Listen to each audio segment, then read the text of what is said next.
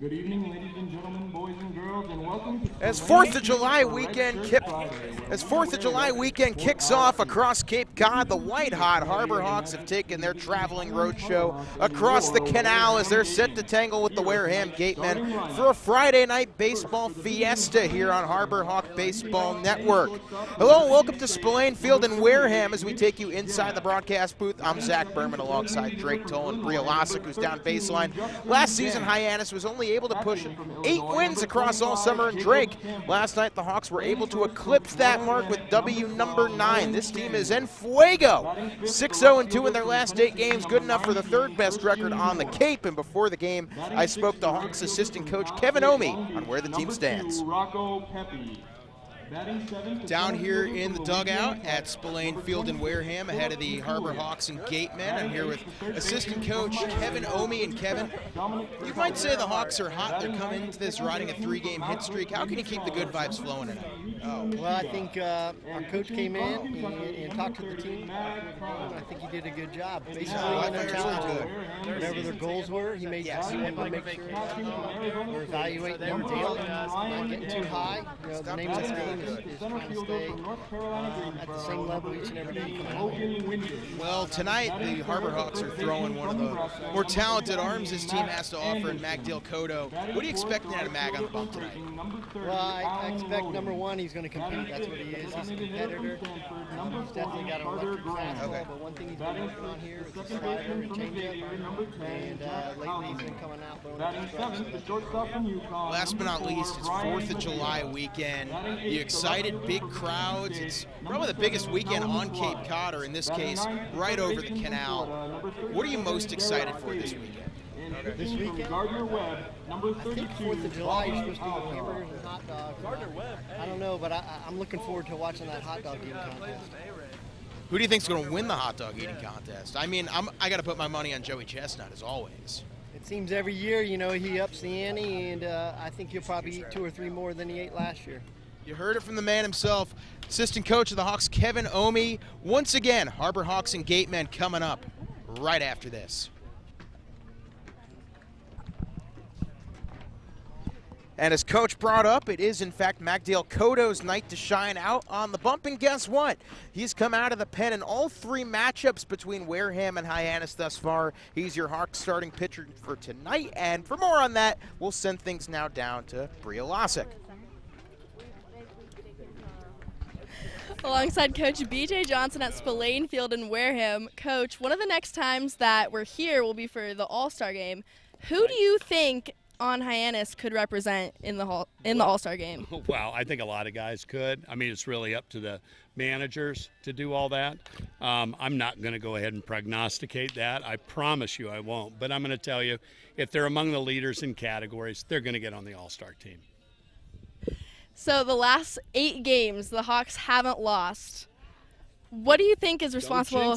What do you think is responsible for that, for those outcomes? I think the guys are buying into whatever their plans are, what they're trying to do. I think this team is incredibly cohesive.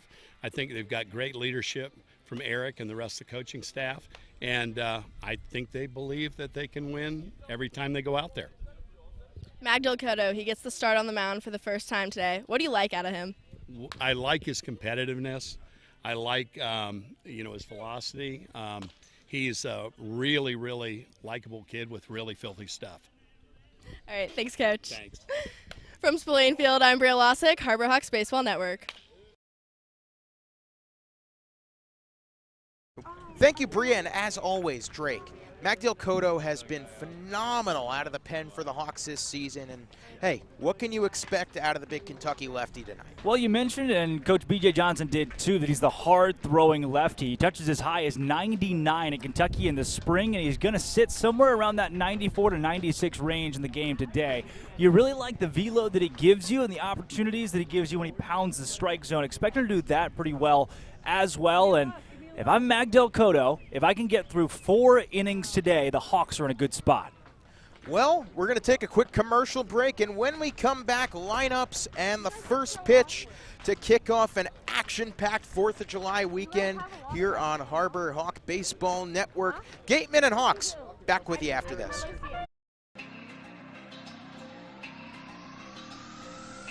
My family earns respect.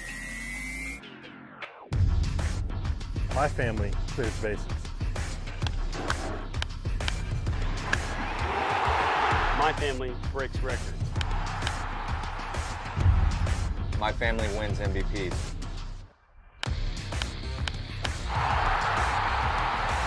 My family gives everything. My family makes history. My family wins championships. There's no family. There's no family. There's no family. There's no family like my family. Join the fam. Join the fam. Join the fam.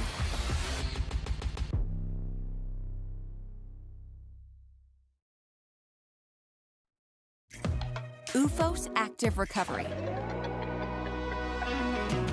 Because life keeps you on your toes. Because you want to shine when you rise. UFO technology absorbs impact with every step, so your body doesn't have to. Because standing still gets you nowhere. Get yours today at ufos.com. Feel better. Feel the U.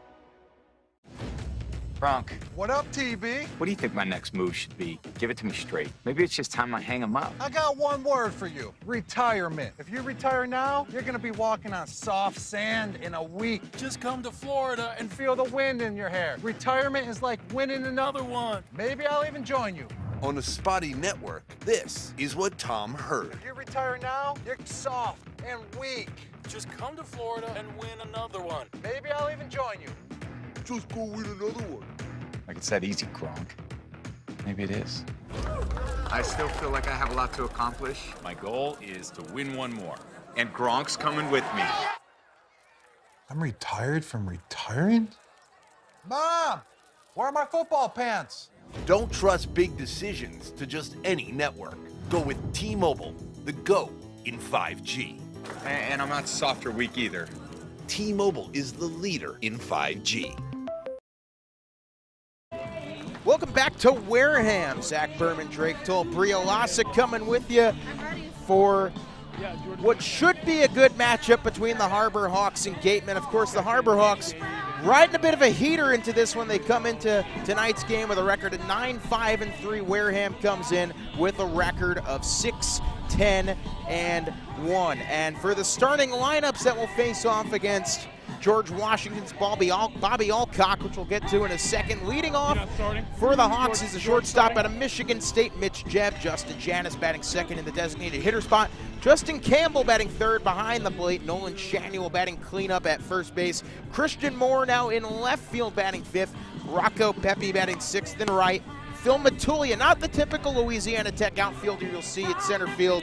He is batting seventh. Don Patelli at third today, batting eighth, and Riku Nishida in the 9-hole. And on the bump for Wareham, Bobby Alcock.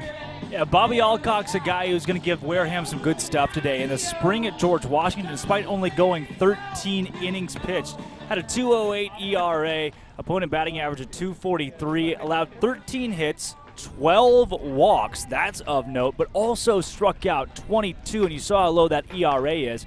Fastball sitting 89 and 91, curveball 76 to 78. He's got a slider and a changeup that I'll also throw in there at you. But a big point for me, no Cole McConnell in the lineup today. No Tito Flores in the lineup No Tito Flores in the lineup today. We'll see how the Harbor Hawks can do without two of their better producers here lately.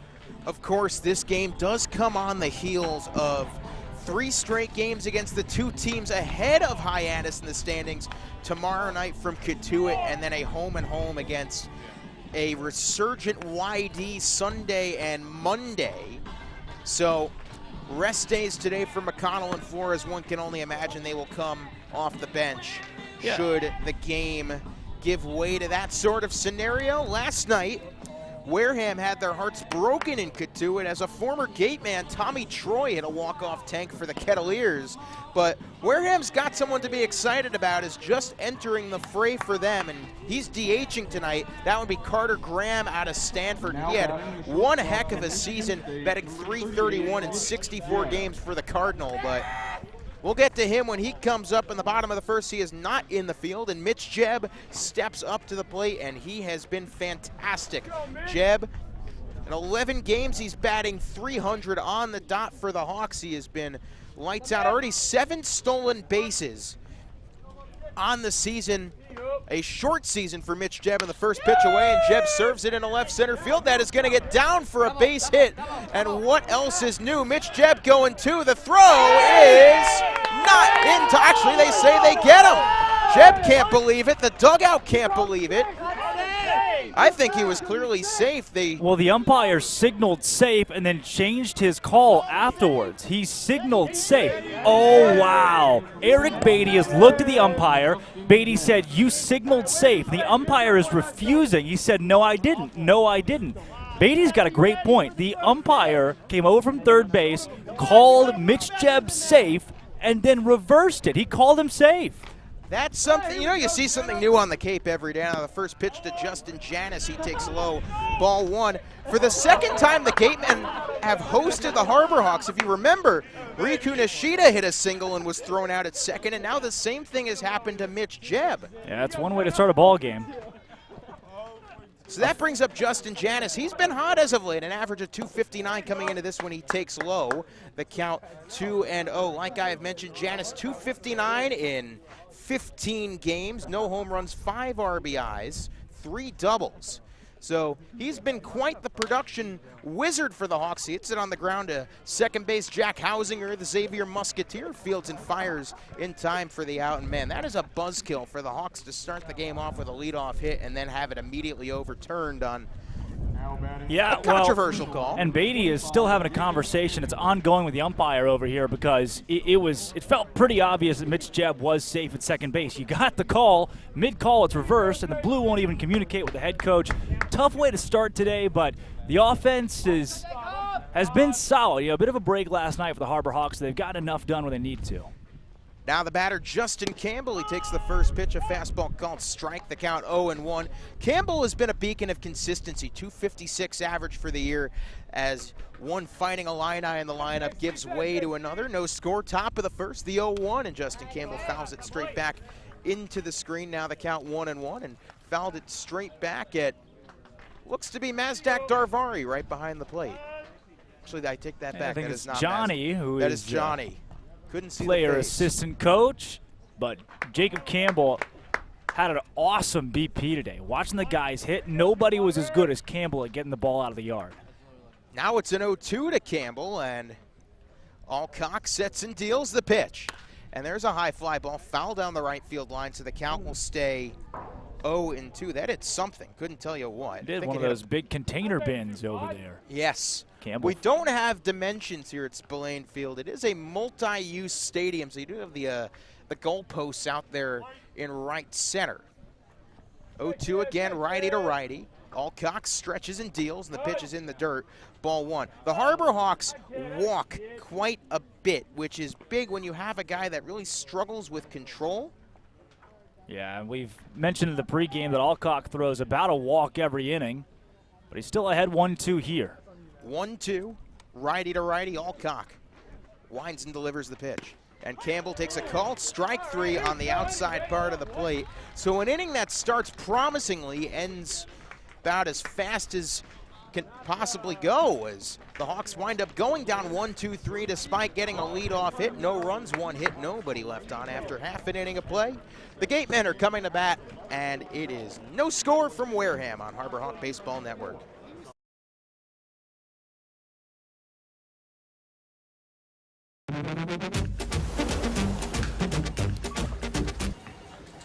Tastes like a Coke.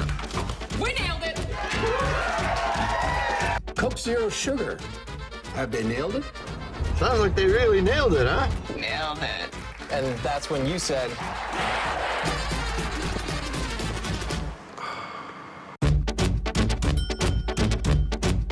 So it really tastes like a Coke. Yeah, that's the point. When it comes to buying or selling a home, you need a partner, not just an agent. For over 50 years, Gibson Sotheby's International Realty has set the standard in excellence and performance. A seasoned team that has thrived throughout all markets. Our agents live and work in your neighborhood and understand you. We are over 170 agents strong, backed by an in-house marketing team and global reach that is second to none. From studios to penthouses, purchasing to renting, our team provides unparalleled real estate services.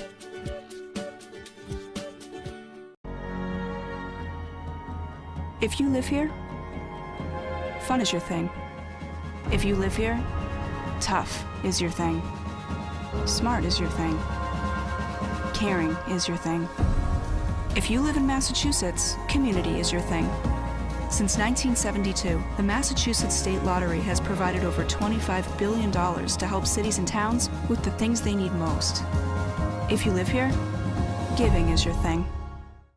Welcome back to the broadcast. Perch, should I say, the nice big cage on top of the Harbor Hawk dugout, off to the third base side, and on steps to the mound, friend of the broadcast booth, Magdiel Cotto, who has the distinction of being the only Harbor Hawk pitcher that has appeared in all 4 games between the Harbor Hawks and Gatemen to start the year. The hard-throwing lefty out of Kentucky. What's the lineup he will have to face? Ryan Campos leads off at catcher. Hogan Windish batting second in center field. Max Anderson at third. Batting at first base. Alan Roden in right field batting cleanup. Conor Graham batting fifth, DHing. Jack Hausinger batting sixth at second base. Brian Padilla batting seventh, and at short, Kellum Clark batting eighth in left field. Derek Fabian batting ninth in right field, as that brings up Ryan Campos, not Peter Burns as we've seen usually. The first pitch, Campos hits it on the ground, could be a tough play. Sliding play, Nishida. He throws to first, and a nice scoop by Shanuel. 1 pitch, 1 out, and just another web gem to add to the resume for Riku Nishida. Boy, how about that? You can hear the dugout get pretty excited for the Harbor Hawks here on that one. Love the sounds of the ballpark, too, that we get. Thanks to our producers, Ella Gibson and Abby Stokes, for having those. And a pretty decent start from Magdiel Cotto from the bump when you got the lefty coming at you at 95, 96 miles an hour to start a ball game. That ought to wake you up. Hogan Windish steps into the plate, lefty versus righty. Cotto gets his signs from Campbell, sets and delivers first pitch fastball up high and away, 0-1. Now, coming into today, you know, Windish has played in 17 games, an average of .307, 1 home run, 9 RBIs. He's been quite good for the Gatemen. There's a high pop foul down the right field line, out of play, headed for those shipping crates, and over the shipping crates, count 1-1. He's had quite the productive career at UNC Greensboro, a collective average of .308 and 169 games played there, 34 homers, 145 RBIs. Some might say he's what you call a good baseball player. The 1-1 is taken high and away, 2-1. Fielding alignments for the Hawks: Patelli at third, Jeb at short, Riku at second, Shanuel at first, then right to left in the outfield, Juice Rabbit, Phil Matulia, and Christian Moore, with Jacob Campbell behind the plate. The 2-1 pitch. There's a high pop in the infield. Riku doesn't even have to move. He makes the catch on one leg for the second out of the inning. Nice play again by Riku Nishida. They call those a can of corn in the glove conveniently, and now 2 down for Cotto. So that brings up Max Anderson. He's been great. You know, we've brought up in the 3 times we've seen him already. Big Ten freshman of the year out of the University of Nebraska. Bit of a slow start thus far by his standards, a .242 average, but on the Cape that's considered good. He takes a first pitch fastball strike in 2 seasons at UNL, .311 on his ledger. Of course, Anderson coming with Harvey Shapiro across the canal from last year's Born Brave squad. The 0-1 taken outside, fastball 1-1. In 2 seasons on the Cape combined, a .269 batting average in 45 games played, 4 home runs, 17 RBIs. Is the righty Anderson. The 1-1 pitch from Cotto, he deals in a high pop. Right field side out of play, count 1-2. And Max Anderson sprays the ball, or pulls the ball 57% of the time on a spray chart. 17% he'll go to center and 26% oppo. You see the infield slightly shading the pull side. That's typically where he goes. 1-2, Cotto deals, and the pitch swung on and missed on the high outside heat to end the inning. So Magdiel Cotto works a 1-2-3, bottom of the first, and after 1, no score from Spillane Field in Wareham. You're listening to Harbor Hawk Baseball Network. When Alaska Airlines needed a partner for the complex operations of travel, they made the switch to T-Mobile. Our 5G has Alaska Airlines and their customers covered, from major hubs to remote destinations, with 5G coverage ready now for the demands of today and the future. T-Mobile's network powers Alaska Airlines as they deliver next-level care for all customers.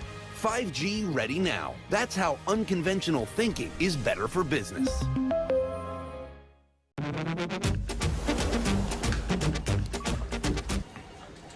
Tastes like a Coke.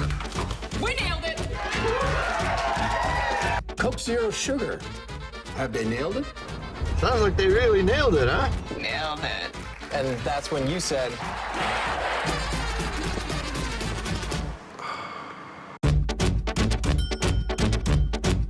so it really tastes like a Coke. Yeah, that's the point. No score, top of the second, as Bobby Alcock steps back onto the bump for inning number 2, one of which he allowed a leadoff single, and then Mitch Jebb, of course, cut down at second base. Will be 4, 5, and 6 due up for the Hawks. Shanuel, Moore, and Pepe. Alcock comes back out. We've already talked about his frame. 6'5", 230 pounds. I think I credited him to George Washington University earlier. He's actually from Gardner-Webb. The Bulldog, solid in the spring, as we mentioned his numbers, and solid at the top of the first inning. His fastball has touched as high as 97 miles an hour. I mean, to note, this is a Wareham team that's at least been competitive this season despite being the second worst team in the West Division. And a part of that has been decent starting pitching from time to time. They've lost a lot of heartbreakers. Wareham looking sharp tonight. It is Red Jersey Friday, and that's created to support our troops in harm's way. Wareham wearing the red with the camo hats and the white pants, and Nolan Shanuel digs in and rips a first pitch liner to second base, and Jack Hausinger lays out and makes the grab. What a play by Hausinger. Yeah, Hausinger to go completely lay out to his left for the baseball. Oh, just a good nose for the ball defensively. He shows it off there, flashes the glove, and man, Shanuel, you got to hit it where they ain't, and he did that. Hausinger is just able to dive in the way. Between Nishida and Hausinger, we have seen some absolute class at second base thus far today, but Christian Moore steps in, righty to righty. Alcock first pitch to Moore, and it's in the dirt, ball 1. Hyannis in their blue tops with their pinstriped white pants. A lot of the guys wearing their high socks, and man, has Como been good to start or what? He has been fantastic. The 1-0 to Moore, a pop foul. See, when I think Como, I think Columbia, Missouri, but that also is for Christian Moore. 5 for 17, 294, no home runs, 2 RBIs after a great season at Tennessee as a freshman. Wise beyond his years at the plate. Still waiting on his first homer on the Cape League season. The wind blowing straight out here. It'd be a fine day to do so. 1-1 to Moore. He takes the dirt, ball 2. The Harbor Hawks have only hit 5 home runs this year. We actually discussed this after the game last night. One of them was right here on opening day as Rocco Pepe took a 3-0 pitch out to left. He is one of 4 Harbor Hawks to hit one out this season. The 2-1 Alcock deals. Moore takes up and in 3-1. Tito Flores, the team leader in home runs with 2 apiece, and then 1 apiece for Rocco Pepe, Phil Matulia, Dom Patelli, respectively.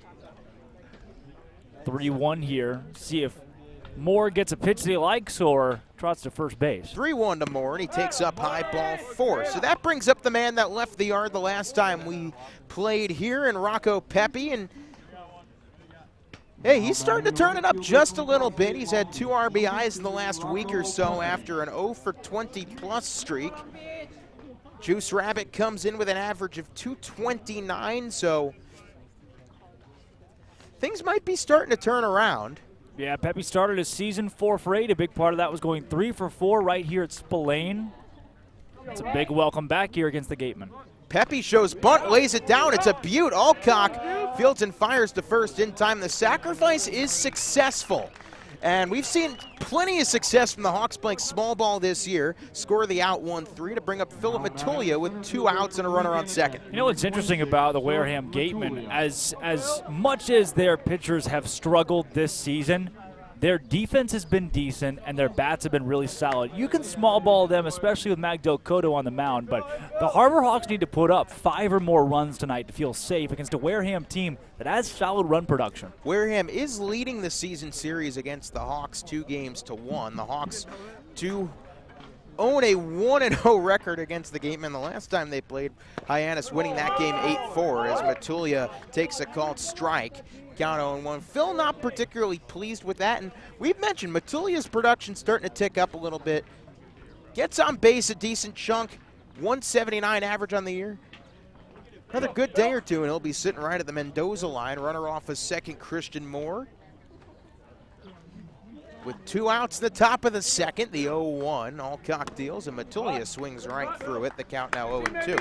Yeah, the umpire behind home plate. I don't know if we even got pregame umpires, but sometimes we do, sometimes we don't. Very delayed strike call with a lot of these guys. I think that's what confused Philip Matulia on that first strike call. Now he's got 2 on him, trying to stay alive with a runner in scoring position. No balls, 2 strikes, 2 outs here with a runner on second. Como, not much of a lead. As Alcock checks off second, now deals to the lefty Matulia, who takes up high 1 and 2. Don Patelli is in the on-deck circle, and let me tell you, sparse crowd on hand tonight, but it is a beautiful night. 79 degrees, a little bit breezy, but clear skies. Rain expected in the forecast tomorrow. It is a sparse crowd. Well said. Runner off a second, Christian Moore, who reached on the 1-out walk. Here's the 1-2 to Matulia. Bat shatters. It's hit right at Hausinger, who's got to dodge the bat. Now fields and fires in time. Another nice play from the Xavier Musketeer second baseman to end the frame. No runs, no hits. 1 man left on after 1.5 innings of play. Still no score from Wareham on Harbor Hawk Baseball Network. Traffic is treacherous. There's a fender bender on the pike. Gonna be a wicked commute. The expressway's backed up to the gas tanks. Gridlock. Crawl. Snarl. Gamma. Bottleneck. Logjam. 128 is a parking lot. You'll be late for supper tonight. Keeping your car road ready is what we do best. At Sullivan Tire, we're always here to get you there. Hey, we get you there too. Choosing T-Mobile is like paying for this, but getting that. And so much more. More 5G bars in more places. More savings so your family saves 20% versus the other guys. And we won't raise the price of your rate plan with our price lock guarantee. Get more with T-Mobile. More 5G coverage, more savings, and even more cool stuff. The last time these two teams met here, the game went 2 hours and 6 minutes on the dot. And so far, we might be shooting for that as we're already in the bottom of the second. Still no score and a very happy Bobby Bonilla Day. Now, Drake, would you happen to know what Bobby Bonilla Day is, as he's actually having a little chat-ski? I do know what Bobby Bonilla Day is. Every year, Bobby Bonilla, the ex-New York Met outfielder, gets paid $1.19 million on July 1st, and he will receive that payment until 2033. It's a holiday for that guy, I guess. Absolutely. Alan Roden, the number 4 hitter in the cleanup spot, steps in lefty to lefty. First pitch from Cotto. Fastball, then he's called a strike count 0-1. Roden, Graham, and Hausinger, 4, 5, and 6 due in for the Gatemen in the bottom of the second. Cotto gets his signs, sets, and changes the sign. Now delivers the 0-1, and there's a fastball called low, count 1-1. Roden and Conor Graham in the on-deck circle, followed by Jack Hausinger, who's made 2 sparkling plays already early in this contest. It feels wild seeing Wareham come back out and hit here. Feels like Magdal Cotto is just out there for the bottom of the first. 1-1, that's hit right off of Cotto. He knocks it down with a leg. Could be a tough play. Cotto, the underhand flip in time for the out. Magdal Cotto dropped the trailer and was hauling it to his left. Hit him right in the foot. Cotto's able to, you can see he scuffed up the left side of his pants. After it hit off of him, he grabbed it, and when he flipped it, his momentum was carrying so hard that he fell down. A big skid mark on the left side of the pants. Coach is going to come out and check on him. He looks okay. I mean, hey, Cotto, almost a soccer-esque play right there. The little, the shin stop. Which kind of soccer play? I don't know. All right. I did play soccer growing up. Wasn't particularly good at it. And Conor Graham steps up to the dish. Man, he has been highly hyped by this Gatemen media department coming into this game. And after the season he had at Stanford, why wouldn't he be? First pitch to the righty. Graham takes inside 1-0. Now, Magdiel Cotto this season has walked a total of 6 guys across his 7 2/3 of the Harbor Hawks. And now he's behind 2-0 in the count to Graham. Graham played last year with the Eau Claire Express of the Northwoods League. 2 seasons at Stanford. Collective BA of .321, 22 home runs, 79 RBIs. So he's got that pop in his bat, the 2-0, and Graham takes a called strike on an outside fastball, count 2-1. The 6'2" righty out of Palo Alto, California. Yeah, those 6 walks, certainly not awful in 7 2/3, but not. And Graham socks it in the air to center field, right at Matulia, makes the catch for a long loud out number 2. 6 is not great, not awful, not exactly where Cotto wants to be, but his strikeout numbers have been so solid, and you see him work even with a few balls there, getting behind. If he can keep that up, Harbor Hawks will be in good shape, because again, you want Cotto to be able to go 4 or 5 innings today, because you got 6 games in a row. That's tough to deal with when you're being strategic out of the bullpen. Jack Hausinger is already sparkled in the infield, that gravel infield here at Spillane Field. First pitch lefty to lefty, fouls that one straight back, count 0-1. Hausinger comes into this one with an average at .250. Out of Xavier University in Cincinnati, the 0-1. Cotto gets his signs, sets and deals the pitch. Hausinger takes inside 1-1. That pitch actually just missed a little bit outside there on Hausinger, and he's a 55% pull guy, so see the infield reflect that just a tad. 1-1 to Hausinger, takes out and away, count 1-2. Yeah, Hausinger, 3 RBI on the season. Has more action than almost any other Gateman. We've seen him bat leadoff, and now he's batting in the 6 hole. 2 balls, 1 strike, 2 outs, no score. The pitch, Hausinger checks his swing. They check down to first. They say he didn't go. Count now 3-1. Hausinger last season with the Valley Blue Sox of the NECBL. Had a good season, .283 batting average in 38 games played, 2 homers, 14 RBIs, 20 stolen bases. So not necessarily a guy you want to put on. The 3-1, Hausinger takes inside, called a strike. Count goes full on Hausinger. Yeah, good on Cotto to work back there. Looked like Hausinger may have had a red light all the way. And on 3-2, let's see if Cotto can blow one by him. Payoff pitch, 3 balls, 2 strikes, 2 outs. Cotto sets and deals, and Hausinger takes in the dirt, ball 4. So the speedy Hausinger is impressed in the field, and now he's got a chance to impress on the base paths as Brian Padilla steps up to the plate. 2-out walk for Jack, and Padilla out of a school that had a pretty good season, so to speak, in the University of Connecticut. Might have had a okay 2022. Padilla started in 61 games for the Huskies. 8 homers, 37 RBIs, an average of .278.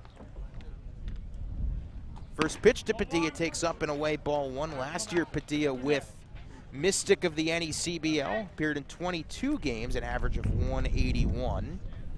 Runner off of first, Hausinger, a threat to steal.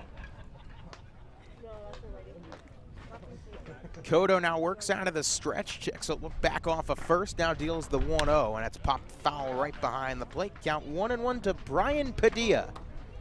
Padilla 5 for 11, 454 on this young Cape season, 1 homer, 2 RBIs, so he's off to a hot start. Yeah, Cotto going almost solely fastball here for the Harbor Hawks, but when you pump it at 97, That's okay. 1-1 pitch. Padilla takes a called strike, outside fastball, count 1-2. Well, there's where you saw actually the breaking ball. He goes slider and pulls it away right there. You can see the drop off in speed. It's about 15 miles an hour from fastball to breaking ball. If Cotto can place that today, he's going to be as successful as he's already been. 1 ball, 2 strikes, 2 outs. Runner off of first. Cotto deals the 1-2, and it's a pitch taken just outside. Count now 2-2. Yeah, not outside by much, but they really like that spot from Magdiel Cotto. He's at 26 pitches right now. If he can get an out pretty quickly here, and that count stays low again, I'm really worried about being able to see him for 5 innings today so the Harbor Hawks don't have to waste too many arms out of the bullpen. 2 balls, 2 strikes, 2 outs. Cotto deals, and it's fouled away. A good pitch spoiled there by Padilla, and the count will stay 2-2. I don't think waste is the right word there either. I mean, these are guys you really want to use out of the bullpen, but with a huge weekend series coming up against the 2 best teams in the West and the East divisions, you want to keep things as tight as possible and have as many arms ready as you can. 2 balls, 2 strikes, 2 outs, no score, bottom second. Runner goes, the 2-2 pitch taken up high. Campbell's throw to second, not nearly in time, skips into center field. Matulia had a close eye on it, so it doesn't go any further, neither does Hausinger. Credit him with a stolen base. So now a full count with a runner in scoring position. Hey, Hausinger is quite the threat to run. We mentioned it earlier. So now Brian Padilla out of Brooklyn, New York. With a full count, he's worked his way all the way back in the count. And Cotto, we have mentioned his one little bugaboo of sorts being the base on balls. He's already walked 6 coming into today, 7 with the walk of Hausinger. 3 balls, 2 strikes, 2 outs, runner off a second. Cotto gets his sign, sets and delivers the pitch, and it's fouled back again. So Cotto goes fastball, and Padilla is definitely sitting fastball. Not fooled there, he spoils a good one. Yeah, he does. Stays alive on a 3-2, and Cotto's pitch count now sits at 29 through 1 2/3. No score here as well. Believe it or not, despite all the speed we've seen from Hausinger at Xavier and in the NECBL, that was his first stolen base this season with Wareham. Payoff pitch again, checking back off second is Magdiel Cotto. Lefty to righty, the payoff pitch to 3-2, and again, Padilla spoils one and fouls it away. Well, I do believe that, actually. Wareham now has only stolen 7 bases. The second lowest team in the league has swiped 12. Wareham, the worst on the Cape in that category, with just now their 7th. 3 balls, 2 strikes, 2 outs, no score. Cotto deals the payoff pitch, and it's fouled away yet again. So Padilla, a tough customer, sticking around here. Hyannis, 26 stolen bases coming into tonight, good for 3rd in the league. They will face off against the #1 team in terms of stolen bases tomorrow with Katua. There's going to be a lot of speed on the base paths at Lowell Park tomorrow night for sure. But back here at Spillane Field, we go again. 3 balls, 2 strikes, 2 outs, runner off a second. Magdiel Cotto checking off a second. Now delivers the payoff pitch again, and it's a high pop. Shallow right field. Nishida called off. Coming under it and making the catch is the Juice Rabbit, Rocco Pepe, to end the inning. So despite the long battle with Brian Padilla, Magdiel Cotto wins it, strands a runner off a second, and we head to the top of the 3rd, scoreless, no runs, no hits. 1 left on after 2 innings of play. Harbor Hawks nothing, Gatemen nothing on Harbor Hawk Baseball Network. When you need a better place to work, CapeSpace is the place to turn. In today's changing work environment, shared workspaces offer a flexible and affordable alternative to conventional office space. At CapeSpace, we offer a wide range of membership packages to suit your professional needs, complete with office amenities like high-speed Wi-Fi, coffee, printing stations, reception service, and private meeting rooms. Visit our website today to learn more. UFOS Active Recovery. Because life keeps you on your toes. Because you want to shine when you rise. UFOM technology absorbs impact with every step, so your body doesn't have to. Because standing still gets you nowhere. Get yours today at ufos.com. Feel better. Feel the U. So we're greeted back with an anonymous fight song. The great sounds of one John Philip Sousa, who is through the playlist here at Wareham, and it is only John Philip Sousa. Do you know that for a fact? Nope, not whatsoever. I didn't actually. Think so. Not remotely true. 8-9-1, doing for the Hawks here in the top of the third inning of a scoreless tie from Spillane Field in Wareham, Massachusetts. Oh, Shazammed it. This is the Ant March. Buddy, you're not on Shazam. Oh, well, we're on the radio. No one would have known there. Zach, thanks for revealing my secrets. Harbor Hawks here. Early production was the name of the game the last couple of nights with runs in the first inning. Didn't get that today. And that was for Harrison Myers, the Air Force fight song. The Air Force fight song being piped in over the speakers of Spillane. Dom Patelli comes in. Typically it's short. He's playing third base tonight as Jeb and Patelli do a little switcherooski in the left side of the infield. But switcherooski. First pitch to Dom. He takes, called a strike, a little bit high maybe, but now the count 0-1. Patelli has switched numbers. He's started out wearing number 36. Now he's wearing number 5. He did that yesterday as well. The 0-1 to Dom. He takes way low. Count 1-1. Yeah, ball in the dirt there. Good on Dom to lay off. We've seen a couple breaking balls that have taken to the dirt from Harbor Hawk pitchers that have worked out for strikeouts in the last few days. So they get some nasty break on it, and sometimes that wipeout pitch that lands in the dirt can work well for you. 1-1 to Dom, and Bobby Alcock deals, and it's hit on the ground to second base. Jack Hausinger charges, fields, and fires in time. Well, the Wareham Gatemen defense today has a total of 1 out. Jack Hausinger has 6. That guy is a hoover over there at second base. That's the only place the Harbor Hawks really want to hit the baseball, apparently. And he's made a couple of them look quite impressive as well. And you know who else has been quite impressive at second base? Riku Nishida. You know, before the game, we talked a little bit about the great Nathan's hot dog eating contest. And Wes Burton from across the dugout yells, "Riku, how many hot dogs can you eat in 10 minutes? And Riku looks at him and goes, 2. Oh, that is probably the only thing that Riku Nishida can't do fast. First pitch to Riku, and he takes a called strike 1. Count 0-1. Nishida comes into this, an average of 220. He is just about done everything you expect. I mean, a combined OBP in his 2 seasons in Summer Bowl, 471 as he takes ball 1 low and away. Well, OBP at 347 here in Hyannis after last year in the West Coast League, 510 with Cowlitz. Got bad news for you. You can't quite do everything you would expect. There is one thing Riku Nishida has never done in his career is that ball's low and outside, and that is hit a walk-off home run? No, a home run over the fence. Riku Nishida, 5'6", bench press is one of his slogans for himself as he tries to build up some power. 2-1 to Riku as he hits that one a little bit low. Count 3-1. Riku last summer with Cowlitz, 14 RBIs, 28 stolen bases, 31 walks. No, he's definitely not a big home run guy, and that's okay. He doesn't have much power, but that's not what he's here to do. Hey, Riku Base can hit hits, a little league home walks. run. There's all kinds of stuff that Riku brings to the plate. 3-1, and Nishida takes up high ball 4. So that puts a very dangerous Riku Nishida up on the base paths. He's attempted 7 steals, successful 5 times to caught 2.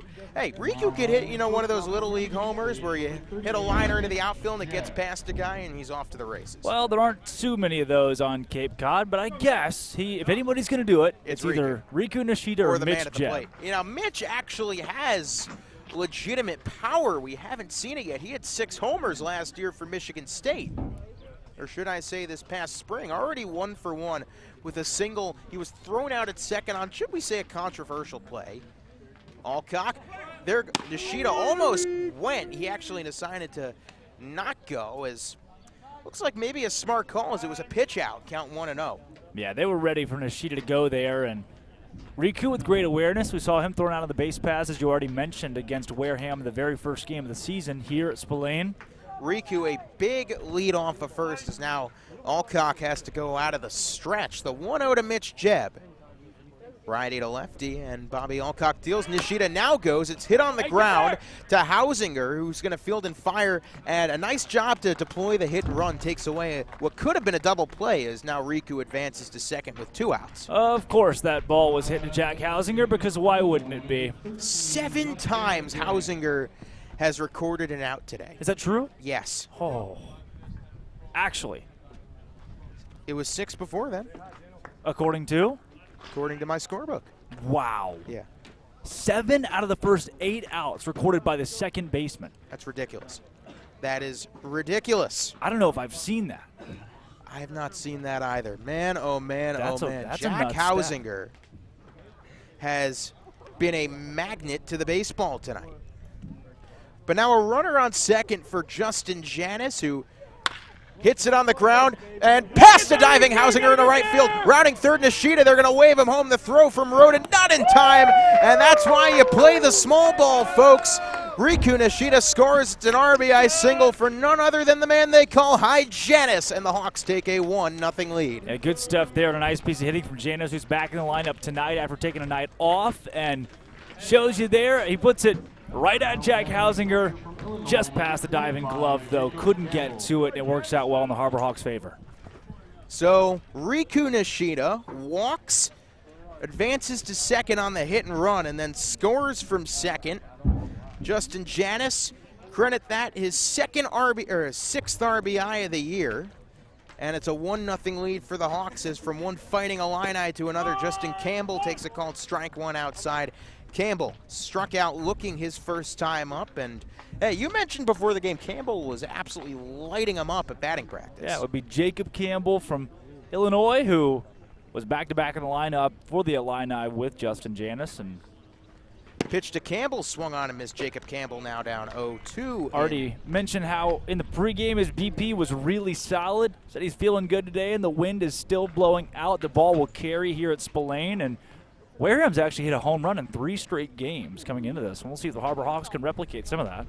0-2 to Campbell, and Jacob Campbell hits it on the ground to short, fielded by Padilla. The long throw across the diamond in time to retire the side, but an RBI single from Justin Janice is the difference maker thus far. 1 run, 1 hit, 1 left on through 2.5 innings of play. 1-0 our score. The Hawks have the lead on Harbor Hawk Baseball Network. When it comes to buying or selling a home, you need a partner, not just an agent. For over 50 years, Gibson Sotheby's International Realty has set the standard in excellence and performance. A seasoned team that has thrived throughout all markets. Our agents live and work in your neighborhood and understand you. We are over 170 agents strong, backed by an in-house marketing team and global reach that is second to none. From studios to penthouses, purchasing to renting, our team provides unparalleled real estate services. This is your time to change your career, to advance your skills,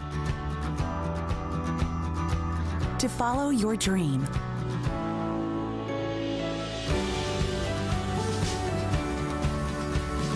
Curry College continuing in graduate studies. Tomorrow is coming. Be ready.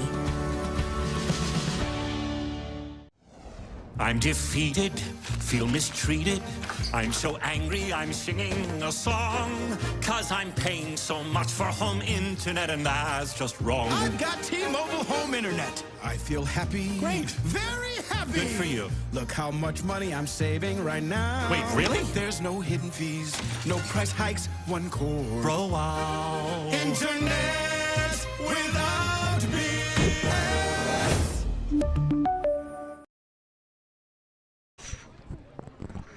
Bottom of the 3rd inning here from Spillane Field in Wareham, and once again the Harbor Hawks scoring the first run of the game. That's proved to be quite significant for them as of late, but Magdale Kono, a little bit of breathing room to work with as he enters the bottom of the 3rd. 8-9-1 due in for the Gatemen, and they begin with Kellum Clark. I feel like I know this Gateman race words. I feel like I know this Gateman roster like the back of my hand at this point. These teams play every other day now. Kellum Clark is one of those guys who also got to watch this season at Mississippi State. First pitch to Clark, takes a call, strike one, count 0-1. Of course, the Harbor Hawks and Gatemen share a division. They've already played 4 times, they'll only play 2 more. Each team plays their other divisional foes 6 times all year. The 0-1, MacDale-Coto deals, fouled away, count 0-2. The Harbor Hawks have only seen Cotuit once so far. They will see them 5 times the next month. Yeah, it's going to be a lot of Cotuit. It's been a lot of Wareham to this point, and that kind of flips to Cotuit.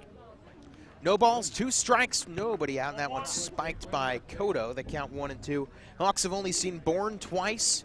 Bourne yet to come to McKeon Park. The only team the Hawks haven't faced yet this season, YD, who they will see Sunday, Monday, and then later this month in Hartford in a game that you're calling.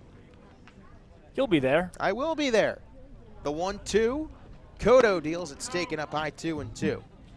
1-2, still a pitch to work with there. I like the high fastball. Kellum Clark, 9 for 39 this season on Cape, 230, no home runs, 5 RBIs. He's one of the few returning Wareham Gatemen from last summer. 2-2, Coto deals, and it's a called strike 3, and as Drake likes to say, good morning, good afternoon, and good night, Kellum Clark, 1 down in the bottom of the 3rd. Zach, have you ever been an umpire? Actually, no. Our director of broadcast, Harrison Myers, has. I thought that you had. I did some umpiring back in my day, softball that is, and I don't know if I've ever seen a blue that has such an emphatic strike call. You'd hear him yell strike 3 there at every strike. Very elongated and very loud. Derek Fabian takes a first pitch called strike. Yeah, you can hear it all. I mean, that might be our crowd mic, too. But. It is. Putting that to work. It's loud in general, though, I can tell you that. No questions. 0-1, and Fabian a high pop. Could be a tough play out in no man's land. Drifting foul. Nishida lets it fall just on the other side of the white chalk line. Count 0-2, but that could be trouble. Yeah, no one will be confused on the count today because that is emphatic, but solid speed there by Nishida and Rocco Pepe both closing in on that baseball, and thankfully it landed about 2 feet foul. That was fair in Hyannis on Sunday, though. Yes, it was, and it wound up being a big hit. No balls, 2 strikes, 1 out to the 9-hitter Fabian. Comes into today's game 4 for 20, right at the Mendoza line, 200, no home runs, 1 RBI. He does possess a batting average of 1,000 off of MacDale-Coto. He hits a high fly ball to right field. The wind's taking it out. Back at the wall, and a leap and a great catch by the Juice Rabbit, who hippity hops up against the right field fence to secure the out. El Mariachi, what do you know about it? He runs right to the El Mariachi sign on the fence. That ball was carrying as MacDale-Coto points out at Rocco Pepe as a sign of respect. It looked like it may have gotten out late. Not great contact off the bat, but it didn't matter because the wind is blowing so hard, and then Pepe just mauled the El Mariachi sign on the fence in the outfield and made the grab. What a catch by Rocco Pepe, showing the hops as the lineup flips over. Ryan Campos grounded into a nice 4-3 his first time up, and Campos takes a first pitch called strike. You heard Coto after the play yell, Rocco! And Rocco, a little fist pump, a sign of solidarity. What a catch by the Long Beach State right fielder. The 0-1, Magdale sets and deals, and it's fouled away. Coto right now just threw, carry the 1, add the 2, his 42nd pitch of the ball game today, and he's through 2 2/3. So not a bad mark, but I'm still monitoring how long they'll let Coto go. Well, he's 1 strike away from getting through 3 as he's in against Ryan Campos, the Arizona State catcher.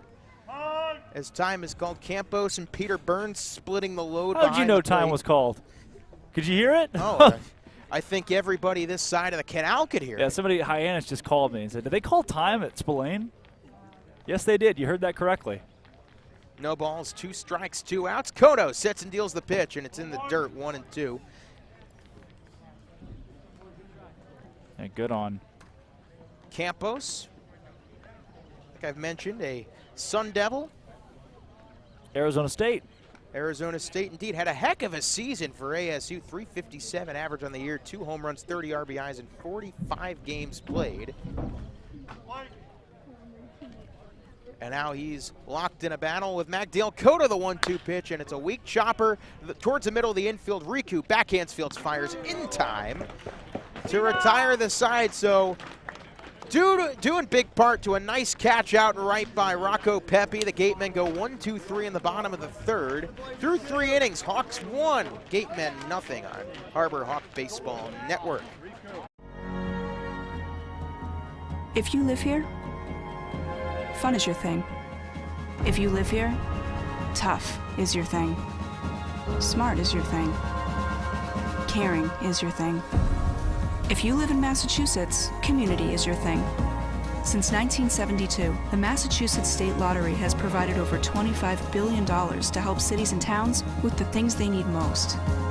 If you live here, giving is your thing. From plants, and as always, it's 100% recyclable. Plant bottle, designed to make a difference. They still haven't fixed the El Mariachi sign out in right field after that phenomenal catch by Rocco Pepe that robbed Wareham of extra bases. 4, 5, and 6 due up in the order for the Harbor Hawks here in the top of the 4th in a game that's moving with some juice, should I say. Yeah, it is. Harbor Hawks here get Shanuel, Christian Moore, and Rocco Pepe. Moore reached earlier on a walk. Harbor Hawks have walked a couple of times today and have 2 hits in total as well. So they've done an okay job of getting on base through the first 3, and they've scored that 1 run. But you're looking to add to it. You want the offense to really explode today after just 2 runs of production yesterday. 10 runs in the 2 games combined prior, with a win at Bourne 5-1 and then a win 5-1 at Falmouth. You might want to start, or should I say, keep hitting it out towards right field. The wind is blowing out there 15 miles an hour tonight. Yeah, we'll see if Shanuel can put a charge in one. He did put a charge in one the last time he came up. It was a liner hit to the left, I say, of Jack Hausinger, who laid out full extension to make a ridiculous grab. Shanuel 0 for 1, coming in with an average of 207. He's made some good contact, though, as Bobby Alcock now in for his 4th inning of work. First pitch, and Shanuel takes a fastball inside called strike. Count 0-1. How did you know it was called a strike? I don't know if I've heard an umpire so emphatic. The 0-1 to Shanuel, and he fouls it straight back, count 1-2. Did he go? He fouled the ball off. They're going to call it a ball. They're going to call it a ball. I thought he made contact with it. Shanuel fouled the ball off. They're going to make it a 1-1 count. The home plate umpire looked down at the third place and said, did he go?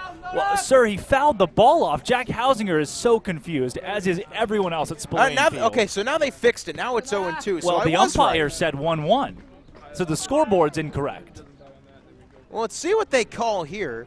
It could be 0-2. It could be 1-1. Time is called. Now they're going to... They're just going to call time. They're just going to call time. The umpire, Nolan Shanuel, fouls a ball off behind him. Umpire looks right at the third base blue and says, did he go? I'm pretty convinced it's 0-2. Well, the umpire said 1-1, so. Let's try it again. Here's the, should I say, the pitch to Shanuel, and he lines it to right field foul. So now Shanuel will have 2 strikes on him regardless. That is true. How many balls? That is unknown at this point in time. So it's 2 strikes on Shanuel, and man. Always a great day to be an umpire. Great day to be an umpire. Play. As home plate blue gives the play sign, play signal. The pitch to Nolan Shanuel, and it plunks him. Well, got him right on the lower back as he shakes it off and trots to first. What was the count? The world may never know. One of the great questions that will forever be unknown to man. Never answered, but Nolan Shanuel nonetheless is standing at first base after taking one right off of his lower backside. Didn't seem to get him too hard as he's smiling and laughing off of first. And now the batter is Christian Moore, who walked his first time. So already a walk and a hit by pitch for Alcock as it's taken way up high for ball 1. Christian Moore got any power? Well, I'd say so. Okay. Just a little bit. 1-0 Harbor Hawks in the top of the 4th inning of play here. The Hawks had a 1-0 lead the last time they were here. They ended up not being able to hold on as they lost on opening day 2-1. The 1-0 pitch outside, called the ball count 2-0. It's a busy night around the rest of the league, and no score anywhere else between Brewster and Falmouth, Katuitt and Harwich, YD and Orleans, and Bourne and Chatham rounding out the slate on this beautiful Friday night. Runner off of first, nobody out, top of the fourth. The Hawks, their one run on an RBI single by Justin Janice. The 2-0, Moore swings away. Count 2-1. No red light there on the 2-0. Solid stuff, or a solid swing at least from Moore. If he gets a hold of that baseball, he's just showing you how much strength he's got there. When you hear the wind come off the bat like that, when a guy whiffs at a pitch, it's still so impressive.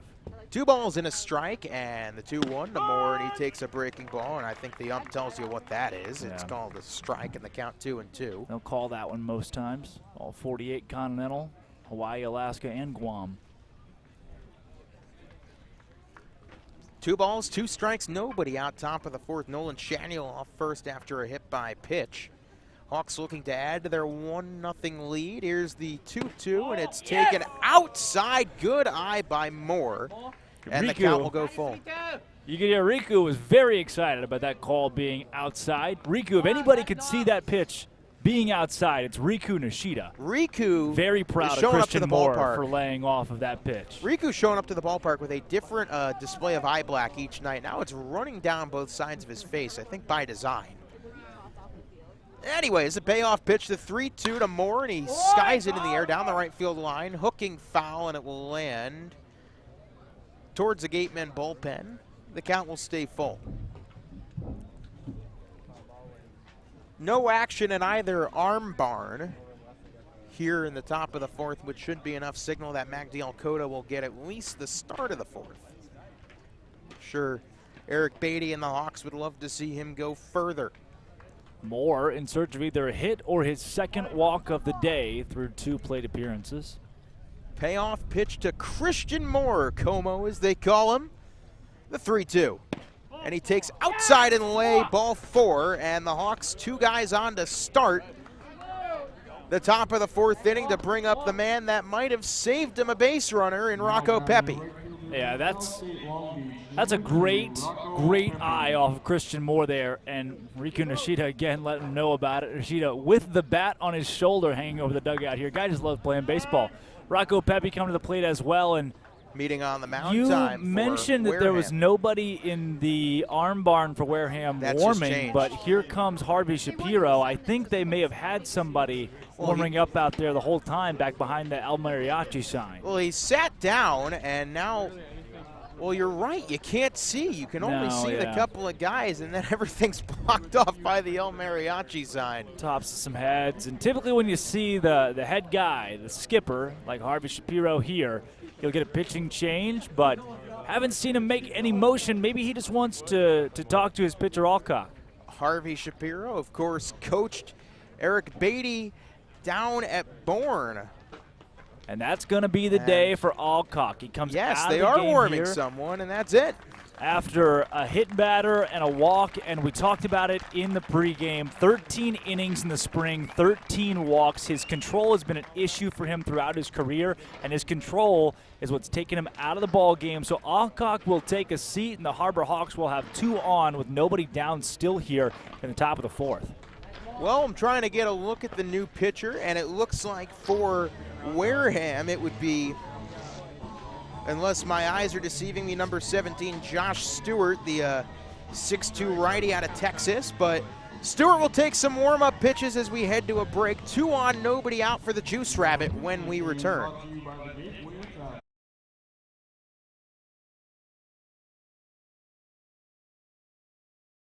What are you looking forward to? Adding a takeout window. And more locations. Paying off my student loans. Juggling my 4 small businesses and staying sane. Raising my allowance.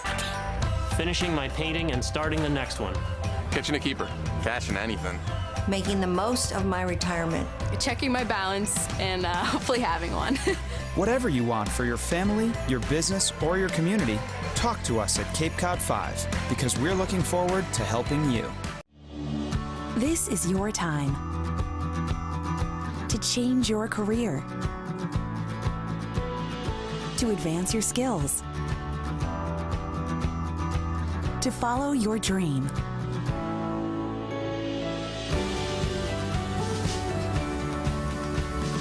Curry College continuing in graduate studies. Tomorrow is coming. Be ready. Coke Zero is now Coke Zero Sugar, with great Coke taste. Some people were excited to hear the news, some were skeptical. So we're not gonna have the star of the show you're watching come out and say, "You'll love it." No special jingle written by this week's hottest pop star. No famous internet celebs who happen to be holding the label just so. Okay, maybe just one little pour shot. The only thing that will make you believe Coke Zero Sugar has great Coke taste is trying it yourself. Ice cold Coke Zero Sugar. Try one today.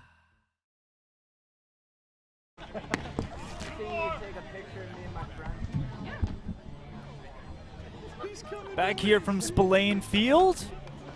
And it is Jackson Fristow out of Mississippi State on the bump, and not a particularly great start for Fristow to start the year. In 2 games, he has pitched in 1.2 innings, one of which he did not record an out in. It's not the most fun thing to do. Both of which against Falmouth, an ERA of 16.20, but of course it doesn't tell the full story. Of course, no, it doesn't. And some things can balloon, but at the same time, Fristow has struggled in his time on Cape Cod. Pass him the rock. Well, his 2 appearances both against Falmouth, but Fristow, a sophomore out of Mississippi State, teammates of Kellum Clark. And now Fristow immediately checks off a second. So Shanuel off a second, he reached on the hit by pitch. Moore off a first, reached on a walk. And Rocco Pepe, who has been quite good when he's playing off Cape at Spillane Field, steps in. He's already got a home run here, and he might have saved extra bases here as well in the last inning. The first pitch to Pepe, and he hits it so hard that it just spun for a second in the batter's box and goes foul. Like a firework there coming up out of the... I think the ball just exploded. Yeah, he took the cover off the ball. Well, they're using the same baseball. Well, they just tossed it aside. They just tossed it in. They're looking at it in the Wareham dugout. He took the cover off the ball. Well, fun little science experiment for somebody. Straighten it out. How often you see that? Not very. No, that's the first And they just threw it in the trash. Huh. Could have been a fun souvenir for a fan. So now no balls in a strike after Pepe, who we've said he's got a lot of power to his bat. The 0-1 fouls that one straight back. Did he go? Oh, yeah. No, he fouled that one off. He definitely fouled that one off as you were looking out towards the Gatemen. You know, Wareham, their broadcast, they have 2 guys up in the press box, and they have Cameron Azir, of course, friend of the Harbor Hawk broadcast booth, of course, doing solo radio down below. But runners on first and second, nobody out. The 0-2 to Rocco Pepe, and Fristow deals, and Juice Rabbit takes a low, nice block there by Campos to keep both runners at bay. The count 1-2. So Jackson Fristow out of Paducah, Kentucky. Ever been to Paducah? Yes. I've driven through more than my fair share of times. My cousin's bat mitzvah was in Paducah a couple years ago. Really? I don't believe you. Yep, you'd be right about that one. Cousin's bat mitzvah was in Louisville. No balls, 2 strikes, nobody out. I say 1 ball, 2 strike, nobody out. Fristow, Stetson deals the pitch, and Pepe a high pop, a mile high. Infield fly. Infield fly rule called, and the umpire had to get out of the way, but it was Jack Hausinger. Who else making the catch, 1 down. That brings up Philip Matulia. Matulia, like seemingly everybody else in this lineup, grounded to Hausinger his first time up. Matulia, the big lefty bat out of Louisiana Tech. One of the 2 LA Tech outfielders on this roster, Cole McConnell, who has been lights out in center field, has the night off tonight, but you can expect both him and Tito Flores might make an appearance late in the game if it's still close. Yeah, I could very well see both of those guys. Some of the hotter bats on this team, and see if Philip Matulia bunts here. Matulia, first pitch swinging away, fouls it straight back. Philip Matulia will not be bunting here. And the crowd might picks up. Good swing, Phil. Good swing, Phil. First and second, one out, top of the fourth from Spillane Field. Of course, thank you as always for tuning in. Yes, to those on Mixler, thanks for listening as well, being with us tonight from Spillane.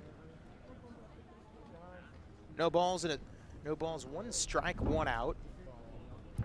Fristow sets and deals the pitch, and they're going to say, did he go around? They say he did not, so Matulia holds up. The count now 1-1. And Matulia might have gotten away with one there, I think he did as well. Harbor Hawks will accept that, of course. You mentioned Fristow's. Yeah, you just heard from the dugout. He went all the way around. Yeah, he did. Hey, look, the Harbor Hawks, they'll be honest with you. They'll tell you straight up how it is. 1 ball, 1 strike, 1 out. 1-0 Hyannis. Top of the fourth, the 1-1 to Matulia. That's a called strike on the inside part of the plate. Breaking ball, count 1-2. Yes, it was, and everybody on the mainland of the Commonwealth heard about it.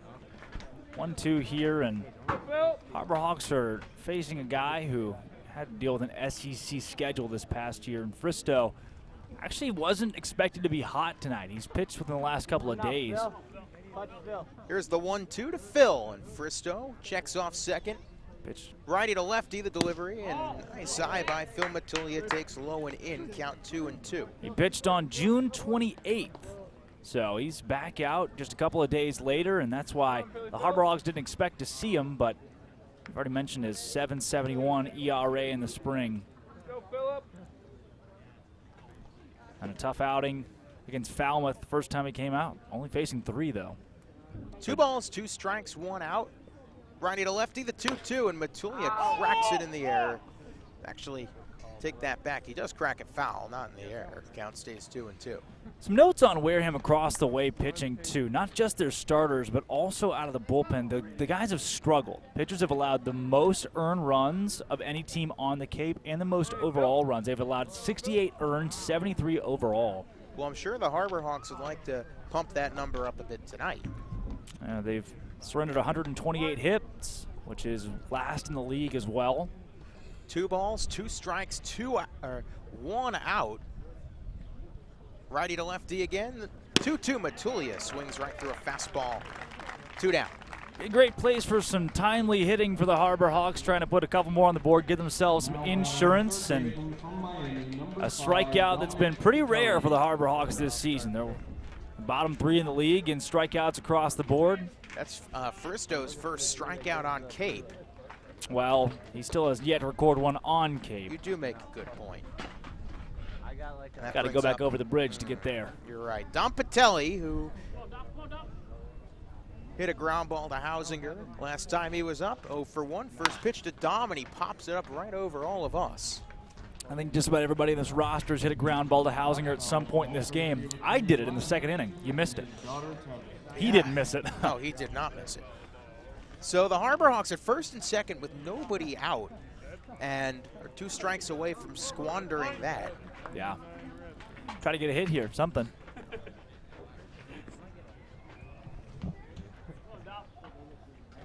Righty to lefty. Fristow checks off second, deals, and Patelli takes a called strike. The count now 0-2. To the shortstop out of the U, Miami, Florida. Not Miami of Ohio, as some might have told us. Typical misconception, mostly because he's listed on rosters as Miami of Ohio. No balls, 2 strikes, 2 outs. The Hawks in danger of stranding 2, and the pitch is taken on the inside corner. No, that's not supposed to be. Strike 3, I don't know about that one. Not really where the strike zone exists. No, that was too high, and maybe a little bit inside too, and pretty definite there. And I have a couple guys that will question home plate blue and see if you can see the coaches are still standing on the field. I think everybody's a little confused with that call. I don't know about that one. All right. Anywho, the Harbor Hawks do strand first and second, nobody out, no runs, no hits. 2 left on after 3.5 innings of play. Magdiel Cotto's hit to trot back out for the 4th on Harbor Hawk Baseball Network.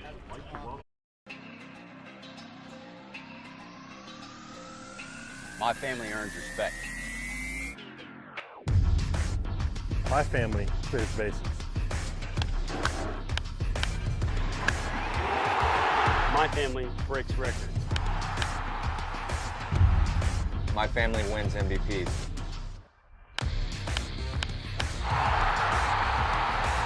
My family gives everything. My family makes history. My family wins championships. There's no family. There's no family. There's no family. There's no family like my family. Join the fam. Join the fam. Join the fam.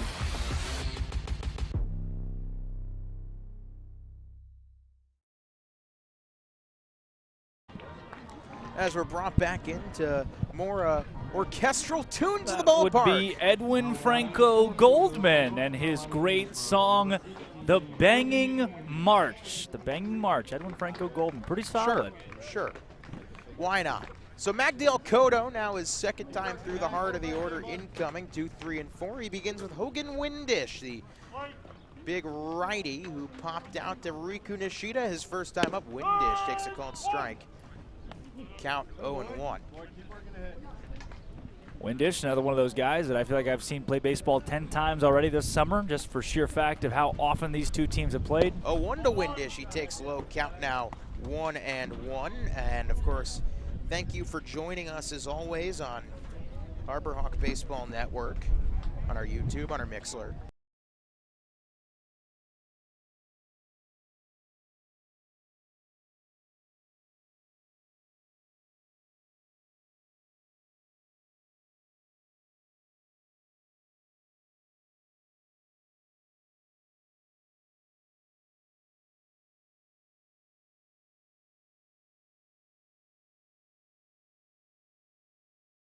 Two count to Max Anderson. Oh yeah, baseball. Magdale Cotto, lefty. 1-2.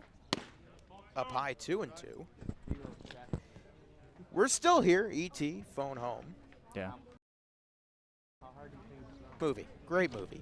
2 balls, 2 strikes, 1 out. Bottom of the 4th inning. Magdale Cotto still humming along in the 2-2 pitch.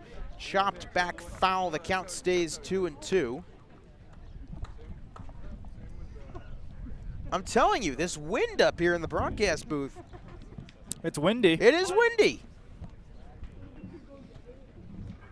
2-2.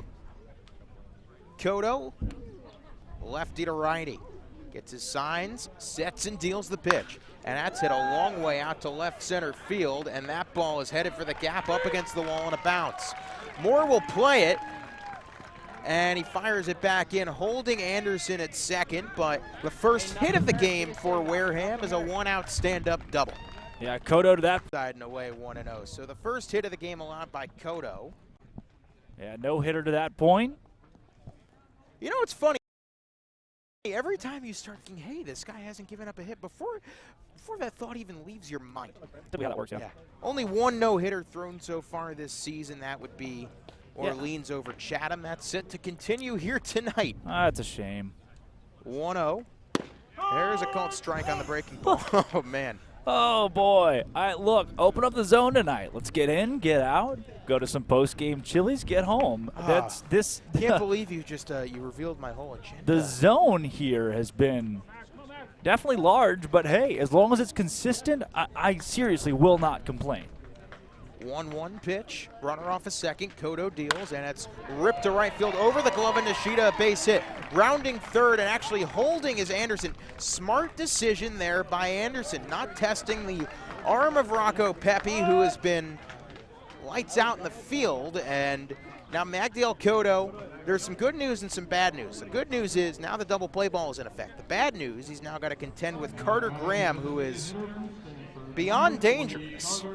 Yeah, Conor Graham's definitely got whatever it is that makes you good at baseball, and Graham comes into this game after a spring at Stanford where his team made the College World Series in Omaha, knocking off UConn in the Super Regional, actually hosting hosting a super themselves in Palo Alto? Yeah. I've been to Palo Alto. Is that right? Stanford's yes, in Palo Alto. Stanford's in Palo Alto. Yes. Give myself 10 points. First and third, one out. The first pitch to Graham almost gets away. Nice play by Jacob Campbell to keep a run from we'll see where the Harbor Hawks go. They've got somebody up in the bullpen. Looks like maybe Volker. Can't tell too well from over here at our angle, but whoever it is will we'll figure it likely out soon see. Maybe here even in the bottom of the fourth.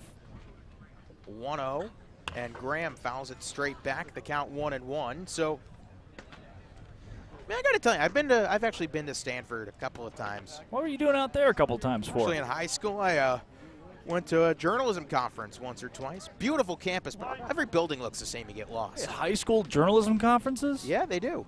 Uh-huh. I didn't know about that. Nobody told me. First and third, one out on the first two hits that Magdiel Cotto is allowed. A double to Max Anderson, a single to Alan Rodin, and a ball outside to Carter Graham. The count 2-1. FFA conferences were a little more popular in Arkansas. Not so much the journalism deal.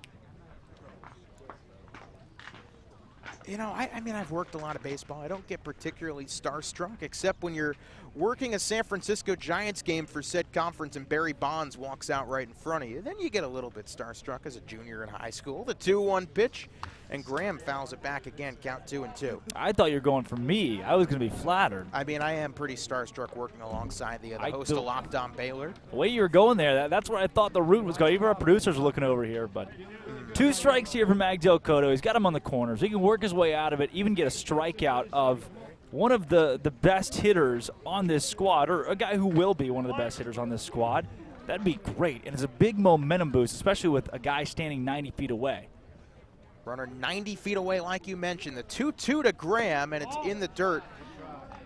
Count 3-2. Once again, almost gets away. Jacob Campbell, another good job saving the day, but you have a base empty to work with. Hausinger, you don't necessarily want to test him with the bases juiced, so it's a difficult spot here. A double play does in the inning, but see where Cotto goes here. Lefty to righty. The payoff pitch, runners in the corners. Hawks up by 1 for the moment. 3-2 swing and a miss on the breaking ball. 2 down. Really good stuff from Cotto. You go from 94, drop that down to about 78. Magdiel Cotto, have a day. And that is why, you know, Mazdak Darvari, youngest director of ops in Cape Cod League Baseball, has said to us, Magdiel Cotto is a future Major League Baseball pitcher. And for sequences like that, you can see just why. So Cotto now has to face off against a man that has given the Harbor Hawks fits both at the plate and in the field tonight. That would be Jack Hausinger. And Hausinger 0 for 0, should I say, with a walk his first time up. Runners on the corners. Yep. Lefty to lefty, first pitch. Hausinger pops it sky high in the infield. Patelli calling everybody off, makes the catch, and have yourself a day. Magdiel Cotto works out of runners in the corners with 1 out and strands them both. No runs, 2 hits, nobody left on. After 4 innings of play, the Hawks take a 1-0 lead into the 5th. Bronk. What up, TB? What do you think my next move should be? Give it to me straight. Maybe it's just time I hang him up. I got one word for you. Retirement. If you retire now, you're gonna be walking on soft sand in a week. Just come to Florida and feel the wind in your hair. Retirement is like winning another one. Maybe I'll even join you. On the Spotty Network, this is what Tom heard. If you retire now, you're soft and weak. Just come to Florida and win another one. Maybe I'll even join you. Just go win another one. Like it's that easy, Gronk. Maybe it is. I still feel like I have a lot to accomplish. My goal is to win one more. And Gronk's coming with me. I'm retired from retiring? Mom, where are my football pants? Don't trust big decisions to just any network. Go with T-Mobile, the GO in 5G. And I'm not soft or weak either. T-Mobile is the leader in 5G. So have yourself a day. Magdiel Cotto, who exits after 4 innings of work, 2 hits, 2 strikeouts, or should I say 3 strikeouts, I take that back, and 1 walk. So Kono, 4 shutout frames, and he's put himself and his team in a position to win, but the Harbor Hawks have seen more than often that 1 run typically isn't enough to do the job, so it will have to be the top of the lineup. That, of course, begins with basically your second leadoff hitter in Riku Nishida. 9-1-2 due up for the Hawks here in a 1-0 game from Spillane Field in Wareham. The sounds of the Music Man pumping through Spillane today, and their game day playlist is certainly something. It is almost solely marching band music.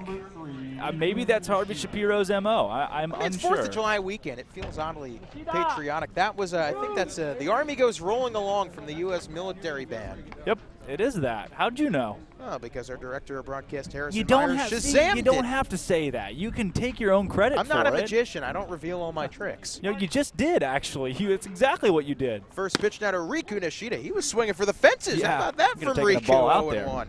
But Riku walked and then proceeded to score the only run of the game thus far on Justin Janice's RBI single. He pops the 0-1 foul. Count 1-2 it is. Mr. Frisco, Jackson Frisco, back in for his 2nd inning of work. It's weird. You usually see Frisco. Fristo. A little enunciation there on the T for Fristo. I mean, out of the 0-2, and Riku takes inside 1-2. Why? I mean, I heard his name is Frisco, as in, Frisco, Texas. Yep, that is town, home of the Frisco Rough Riders. Home of, I believe, the Dallas Cowboys training facility. That's right, the Star. 1-2, and Riku fouls it away, stays 1-2. You ever been there? I have, actually. Only place I've ever been in Texas is the Dallas-Fort Worth area. But I've been my fair share of times. Gotta get down to Waco sometime. I know. I'll make the trip eventually. All right. We gotta bring Mazdak down there. Yeah. 1-2, Riku hits it on the ground. Could be a tough play. Hausinger, a diving stop. The throw to first, it's not in time. And Riku, being Riku, beats it out for an infield hit. Wild credit to Jack Hausinger, first and foremost, for being able to put that is a remotely close play. And great credit, too, to Fristo to getting over to the bag just a hair too late. And the reason why is Riku Nishida is the fastest person at this ballpark right now. Might be the fastest person on Cape Cod or in Wareham, should I say. 53 stolen bases this past year for Riku at Mount Hood Community College. He's already swiped 5 bags this season. He's already way off of first to bring up Mitch Jebb. And the hit and run worked last time as Riku almost goes. Jebb takes low and away. Nice job there by Campos to save a wild pitch and a likely runner advancing. So the count now 1-0 to Jebb. Jebb singled, thrown out at second, then grounded to Hausinger like so many other of these Harbor Hawks. But they do lead 1-0 with the man that has the lone RBI tonight up on deck. Now Riku goes. He's way ahead of the throw, and the throw's not in time. So stolen base number 6 in the year for Nishida.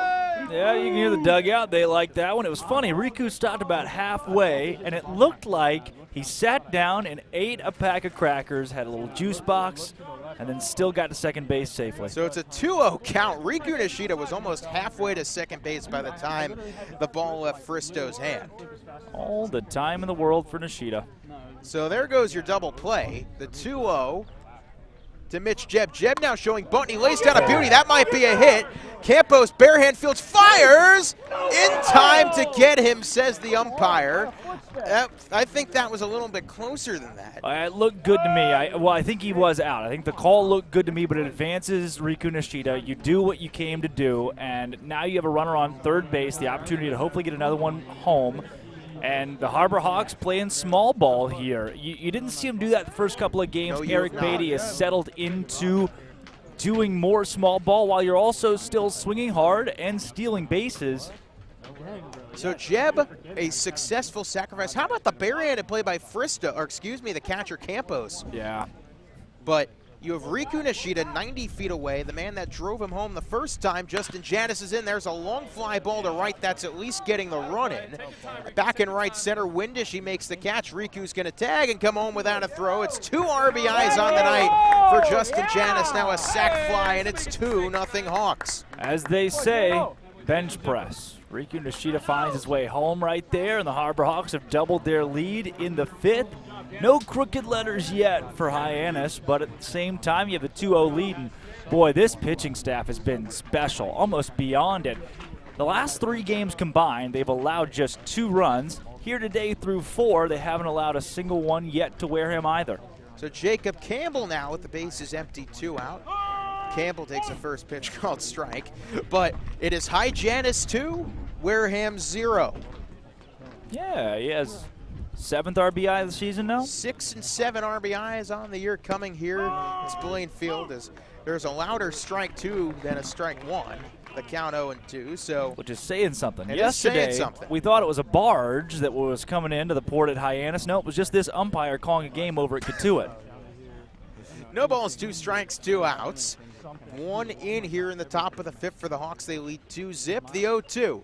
And Campbell, did he go around? They're going to check down to first. They say he did to retire the side. So the Hawks a successful top of the 5th. 1 run, 1 hit, nobody left on through 4.5 innings of play, 2-0 Hyannis. And now it's time to send it out of the cage to Bria Losick.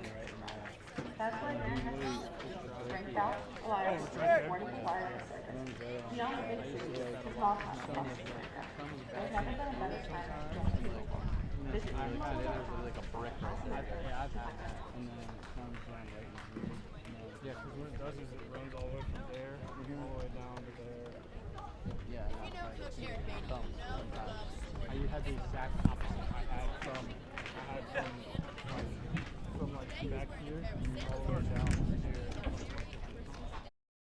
Traffic is treacherous. There's a fender bender on the pike. Gonna be a wicked commute. The expressway's backed up to the gas tanks. Gridlock. Crawl. Snarl. Jam up. Bottleneck. Log jam. 128 is a parking lot. You'll be late for supper tonight. Keeping your car road ready is what we do best. At Sullivan Tire, we're always here to get you there. Hey, we get you there too. Having a 5G phone that's not on T-Mobile makes as much sense as playing ice hockey. Using pool noodles. Get out of the penalty box with 5G coverage like this. T-Mobile has more 5G bars in more places than anyone. T-Mobile, more 5G bars in more places. Another reason T-Mobile is the leader in 5G. Well, from one Kentucky Wildcat to another, it is not Zach Volker, but in fact, another friend of the broadcast booth in Austin Strickland taking the bump for the Hawks. To the field, Austin Strickland. Welcome to the ballpark. Zach Berman's pink shorts. You look like a gender reveal party. Blue on top, the pink on the bottom. Oh, wow. Good stuff there, Zach. Guess what brand they are? Chubbies. No. Oh. They would be Chaps. Polo Ralph Lauren. Oh, okay. Not everything I own Vineyard Vines, believe it or not. Yeah, Vineyard Vines started on Martha's Vineyard, actually. There's Believe your it fun or not, fact today. yeah. Believe it or not, it's going to be true. And Zach Berman, what also is true is that Austin Strickland is a force to be reckoned with on the mound. You know, it's interesting. Strickland actually started for Kentucky against Tennessee in the SEC championship game. And guess who relieved him? MacDale Cotto. MacDale Cotto. Really neat stuff. Baseball has a very circuitous way of... Romantic. Also, how about Sam Cooke playing over the speakers there? They have thrown away the marching music. They heard what we said, and they take reviews here and requests. Strickland first pitch down to Brian Padilla, who takes outside. Padilla, tough customer, had a really long, drawn-out at-bat against Cotto in his first appearance. Flew out to right after all that. He actually was robbed of a hit by Mr. Pepe, but meanwhile, a ball that's going to drop in no man's land for a hit, as it's like a bit of a miscommunication. Nobody seemed to get a read on it, and Brian Padilla bloops one into center field for a leadoff single. If we just be candid to listeners at home, it wasn't even no man's land. All three of those guys converged and had an opportunity at the play, and just no one wanted to make it. Huh. No one would call anybody off. They all three were standing there around it and couldn't figure it out, and it's going to drop and see what they rule it. Well, we won't know what they rule it here on the scoreboard. Well, yeah, The scoreboard doesn't show hits. They're going to give him a hit. Yep. It's a hit. That's a hit. Kellum Clark struck out looking his first time up. Mississippi State product takes a breaking ball called strike one. The count now 1-1. So Strickland, of course, came into today rocking the Pit Vipers, as he seemingly always does. Yeah, not on the mound. Not on the mound, but Strickland, 3 games he's appeared in, as there's a rocket shot to center field, coming on and making the catch. Matulia for a loud out number 1. So Clark flies out, but Strickland, 3 games played, 1 game started. He's got an ERA of 6 on the dot. He's thrown 6 innings, allowed 7 hits, 4 runs. All of them earned 2 home runs, 3 walks. So great range from Matulia there to make that play. What are they teaching these guys at Louisiana Tech? Yeah, mostly how to catch the ball, field the ball well. Whatever they're teaching them, it works. Spread the word. Derek Fabian, first pitch called to strike, the throw back to first, almost. Applying the tag in time with Shanuel, but Padilla darts back just in time. That back pick play is becoming deadly. It was a called strike, so Fabian now 0-1. Could you hear it? Oh, yeah. Yeah. Derek Fabian, brother of Judd Fabian. Judd, not Jed, Judd. No, take that. Derek, not spelled D-R-E, or like Derek Jeter is. That's taken low. D-E-R-I-C. Derek Jeter's weird as well. D-E-R-E-K is not normal. How do you consider the spelling of Derek normal? D-E-R-I-C. Okay. 1 ball, 1 strike, 1 out. Brian Padilla off of first, reaching on a single, and the pitch to... Let's see if they call that a strike, and they will. 1-2. They say that Fabian went around. Had a friend Derek in high school, D-A-I-R-K. No. Yep. I don't believe you. Fabian, 218 average in 46 games played at Florida this past year.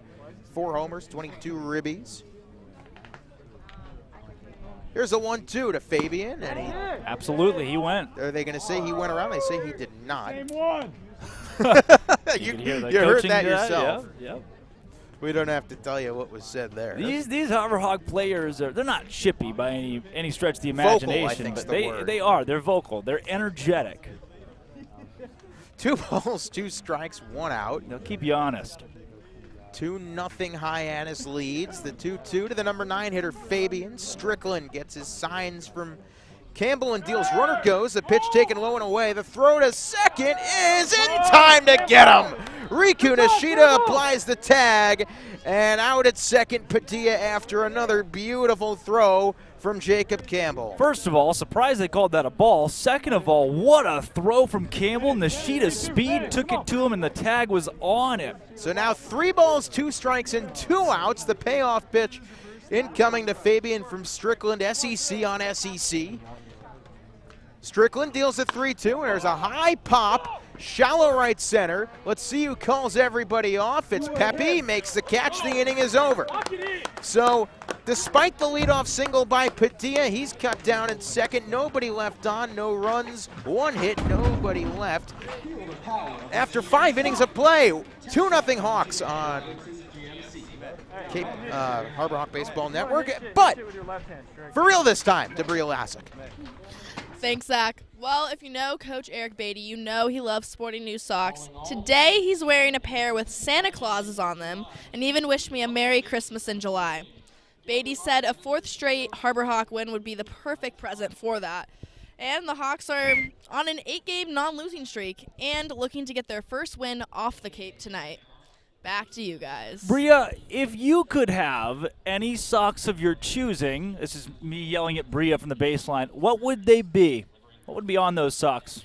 Any socks? I would have to say popcorn, because I make it a personal goal to try out every single popcorn at every ballpark that we go to. The more you learn. Did you try tonight's ballpark I popcorn? have. It was a good deal. It was the best deal that I found. $1. So I would say best bang for your buck at Wareham. But best popcorn overall, Bourne. Best hot dog I've had actually came here at Wareham prior to this game. Also, what do you think of the music going on here at Spillane? I love it. What? The music here? Yes, right now it's playing. Oh, right here? The marching music. Well, it's military music. That's why. It is Is it military music? Because it's Red Shirt Friday. Okay, well, no one told me. Now I get to be that guy. All right, everybody laughs at that guy that didn't get what they were doing. Now it makes sense. Thank you, Bria, as always. Top of the sixth. Hawks lead 2-0, and before we continue, former colleague of mine at Mizzou and now a reporter at Fox 43 in York, Pennsylvania, Logan Perrone, checked my Snap story and says, dude, is that a gravel infield? And to which I responded, of course. Only gravel infield in the Cape League. Bada bing, Berman bingo. That was it. Number 3, folks, off the board. Ouch. His friend Logan from Fox saw a gravel field on his Snapchat story, and I now have 3 Berman bingos. That's the last thing I needed. What do you win? A 4th Berman bingo card so I can keep playing. It's down the concourse to the left. I have the most of anybody. I have the most Berman bingos, which they're completely subjective. So I guess I have awarded myself the most Berman bingos, but not without your help. Oh, of course. And it's now the top of the 6th. 2-0 our score as the Harbor Hawks looking to add some more. The wind really picking up out to right field, and Nolan Shaniel, of course, he has that power to go out to right. What do they call it? Something power? Light tower power. That's it. First pitch to Shaniel. He takes a fastball just a bit low. Count 1-0. Shaniel lined out to Hausinger in the second and then was hit by a pitch in his second plate appearance. Call it 0 for 1. The 1-0 to Nolan. He rips it in the air, right center field. That could be trouble. That's down in the gap for a base hit. Shaniel on his horse. He'll go to second, and he will stop there. A stand-up leadoff double for Nolan Shaniel as he does a little dance. You can hear shrieking in the background. You're so fast.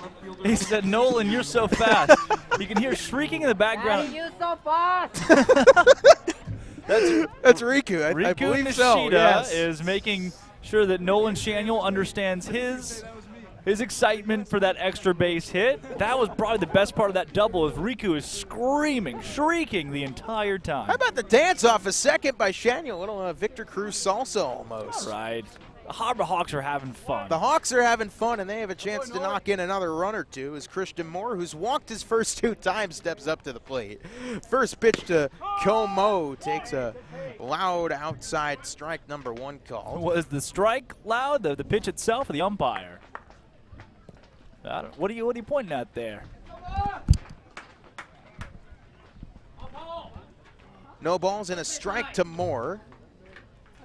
All right. Runner off a second, the 0-1, and Como takes one low. The count now 1-1. And man, you can hear these calls from everywhere. And you know who else hears your calls? That would be T-Mobile. Do they hear your calls? I would hope they don't hear my calls. They just kind of. Who sponsors the Cape Cod Baseball League? They are proud to do so. T-Mobile believes that when small towns thrive, America thrives. The 1-1 pitch now from Fristo. He deals and it's taken outside. I'm sure T-Mobile heard that one. That's why they're investing billions to bring fast, reliable, and affordable wireless service beyond the big cities to small towns across America. There's never been a better time to join T-Mobile. Visit T-Mobile.com/acrossamerica to find out more. I'm a T-Mobile customer. It's also a 2-strike count here. 2 strikes, 1 ball now to Christian Moore, and he hits a high fly ball foul. We stay 1-2.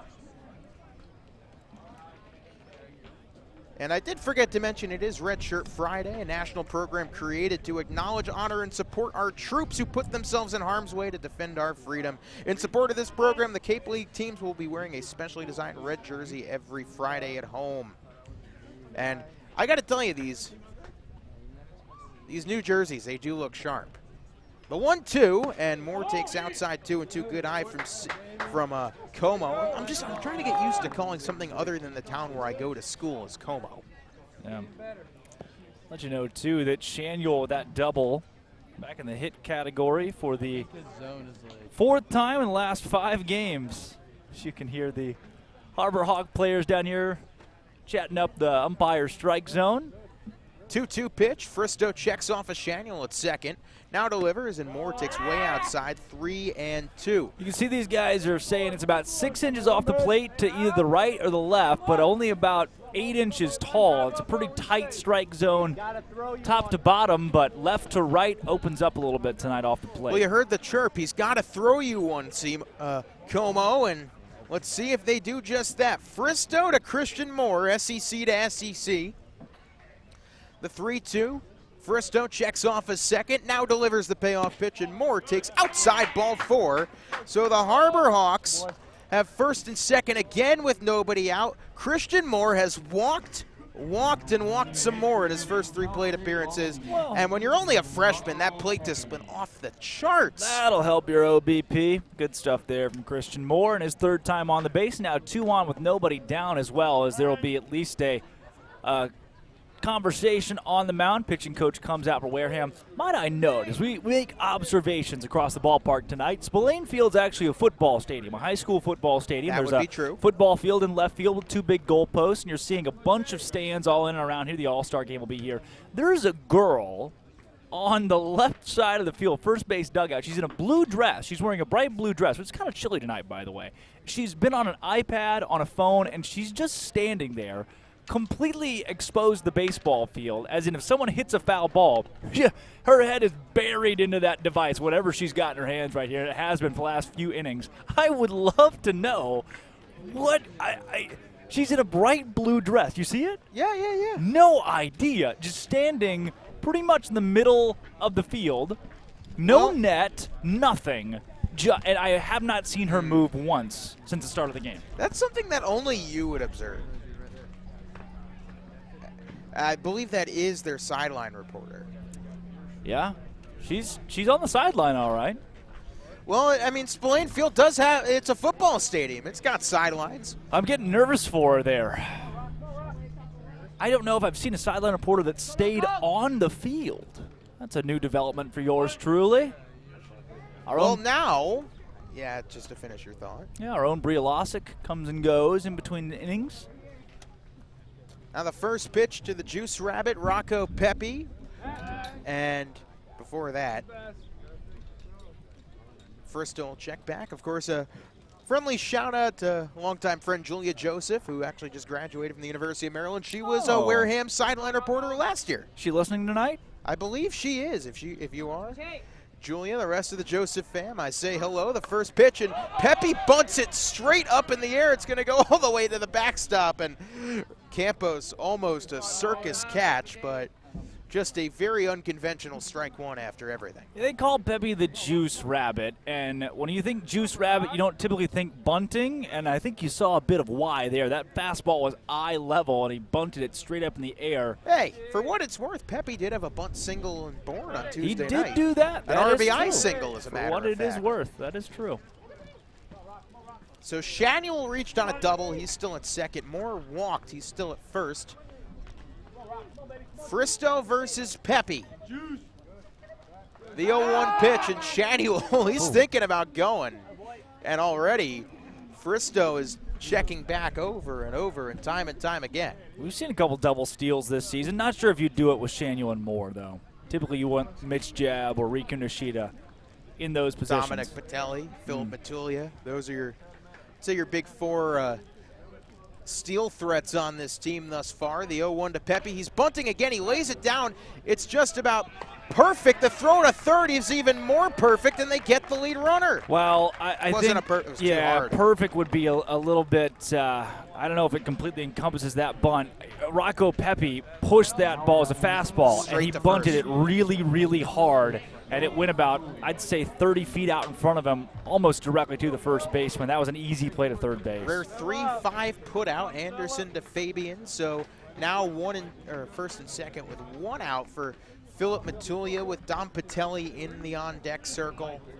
And Rocco's on base, though. Rocco is on base. The same situation we saw earlier, where the Hawks had first and second, nobody out for these 3 batters, and they couldn't push anything across. Now, Phillip I probably would have bunted Phillip. Phillip hits it on the ground, foul down the right field side. The count 0-1. Well, Moore has pretty good speed, as does Pepe. So anything into the gap could potentially score both. Something into the outfield, possibly on the ground, likely at least gets Christian Moore the wave home. Righty to lefty, Fristow to Matulia.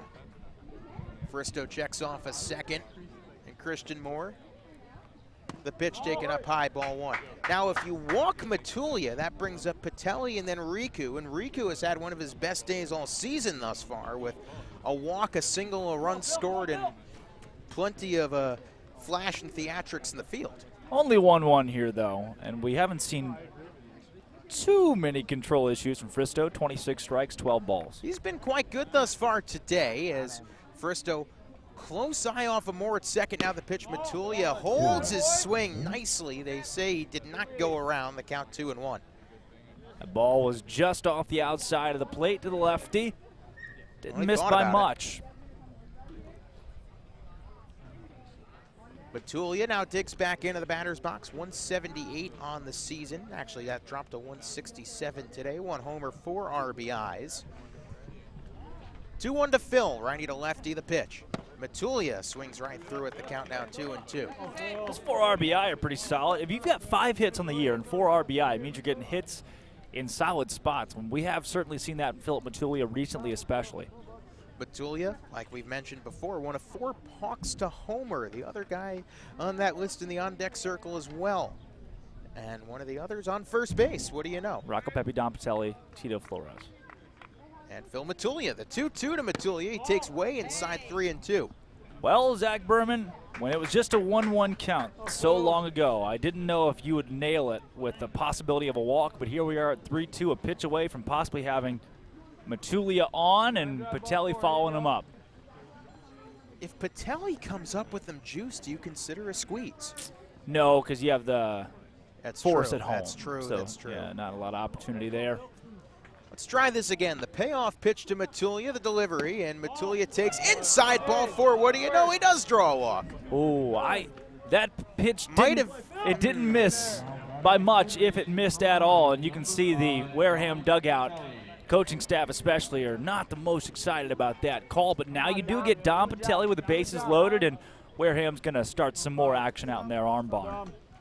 Action in the Wareham arm barn, just some light stretching in the Harbor Hawk arm barn. So Strickland, who has started, you can expect some longevity out of him, but Patelli 0 for 2 on the night. Bases loaded, 1 out. The Hawks already up 2. First pitch to Dom. He takes inside, 1-0. Oh, yeah. Control definitely becoming more of an issue now on Fristow's day. Patelli, a ground out to second and a strikeout, so you have Moore off of third, Matulia off of first, and Juice Rabbit off of second. The 1-0, swing and a miss by Dom, the count 1-1. Hawks up 2-0, and I'm sure they'd love to put up a big spot here. Bases loaded, 1 out, and you already have a tough customer behind in Riku Nishida, so at the very least, the Hawks are going to have, barring a double play, 2 good cracks at it. I should knock on some wood for that one, the 1-1 pitch. You did do that, didn't you? That's called a strike. I'm reaching. I got the knock. As the count now 1-2 is Fristow got the ball back and he tossed it, and the wind took it a little bit off. He had to chase his own little toss off the mound. Got the third baseman Derek Fabian in, but everyone else playing pretty true here on the infield. Padilla may be a little bit deeper. Bases loaded, 1 out. The 1-2 to Patelli, and he cracks it in the air, foul down the left field line. We stay 1-2. Get out of here, ball.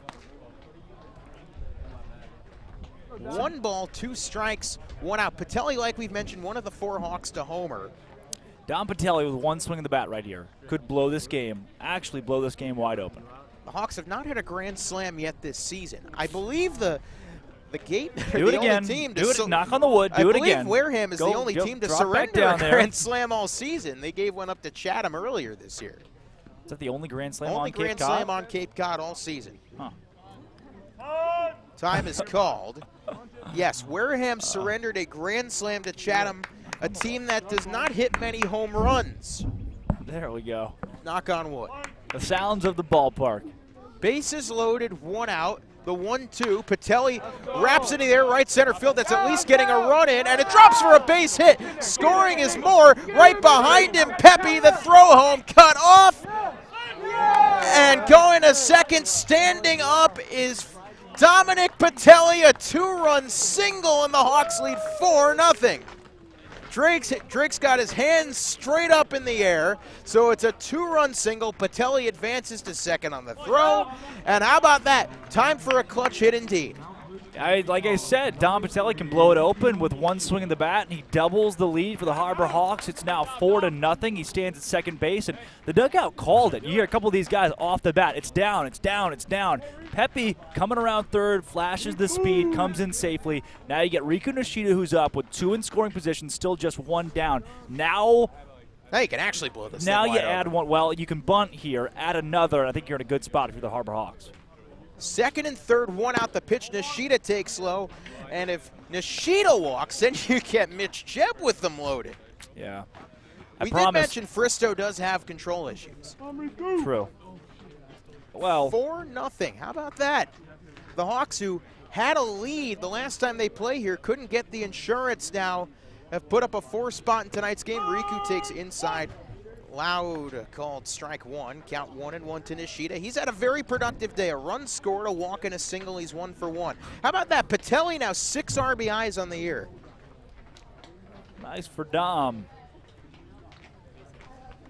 Matulia off a third, Patelli off a second. The pitch is hit on the ground. Hausinger bobbles the ball. He doesn't know where it is. Now he picks it up, throws to first in time for the outrun. Scores 5-0 Hyannis. That is as good as a bunt for Riku Nishida. Had Hausinger fielded it cleanly, he still wasn't going to get Matulia at home. Had he thrown the ball, he likely would have been a spot where there's runners on the corners now with still only 1 out. But they've got 2 outs.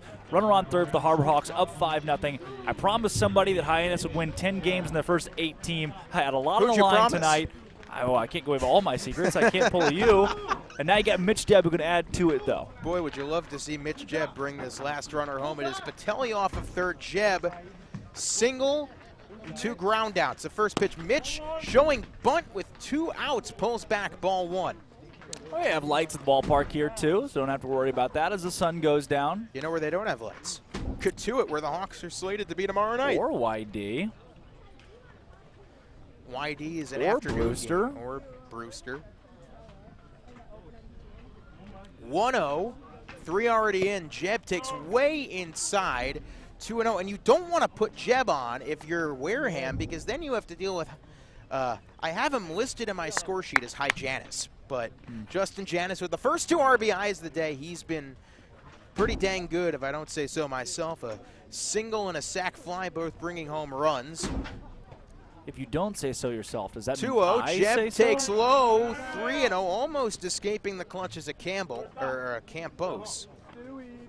3-0, you're already up 5. Yeah. Do you go green-white? No. No. I gotta ask. That's a good question. 90 feet away would be the 6th run. Dominic Patelli. I'm still trying to get used to him wearing 5. He's been wearing 36 for almost the entire season thus far. The 3-0 to Jebb. He takes inside a 4-pitch walk for Mitch. So now you have speed off third, speed off first, and one of the most productive Hawks hitters tonight at the dish with Justin Janice. And with one swing of the bat, he can blow this thing sky high. You know what? If I'm in this situation, I walk Justin Janice, put him on here, and then I probably walk Jacob Campbell because he's a really solid baseball player. And then past that, Shanuel. Yeah, you might just want to keep it going. You might just look, if you really want to play it safe, pull the old bases loaded, Barry Bonds is up, and just let him roll through. Well, Campos is going to call time and try and settle Fristow down. So let's talk about how we got here in the top of the 6th. Shanuel led off with a double. Moore walked. Juice Rabbit bunted and then got Shanuel thrown out at third base. He stayed on first. Matulia walked. 2-run single for Patelli. He's now chilling at third. Riku, an RBI ground out to bring home Matulia. And now Jebb, a 4-pitch walk to bring up Justin Janice. As a meeting at the mound here, as Campos did want to have a word with Fristow, and I think at this point they're stalling until they can get an arm to relieve Fristow's day here on the bump. Since he came in, he has allowed 4 runs to the Harbor Hawks, and if my count is correct, it is. Wareham does not have an error, so all 4 of those runs are earned on Fristow's day. Well, let's see if Justin Janice, who we know has power, We haven't seen a home run. Haven't seen a home time. run for a Harbor Hawk since Philip Matulia last week. 19 the last time we saw a home run from the Harbor Hawks. First pitch to Janice. He does swing away and foul it away. Oh. Got it. So close. 0-1.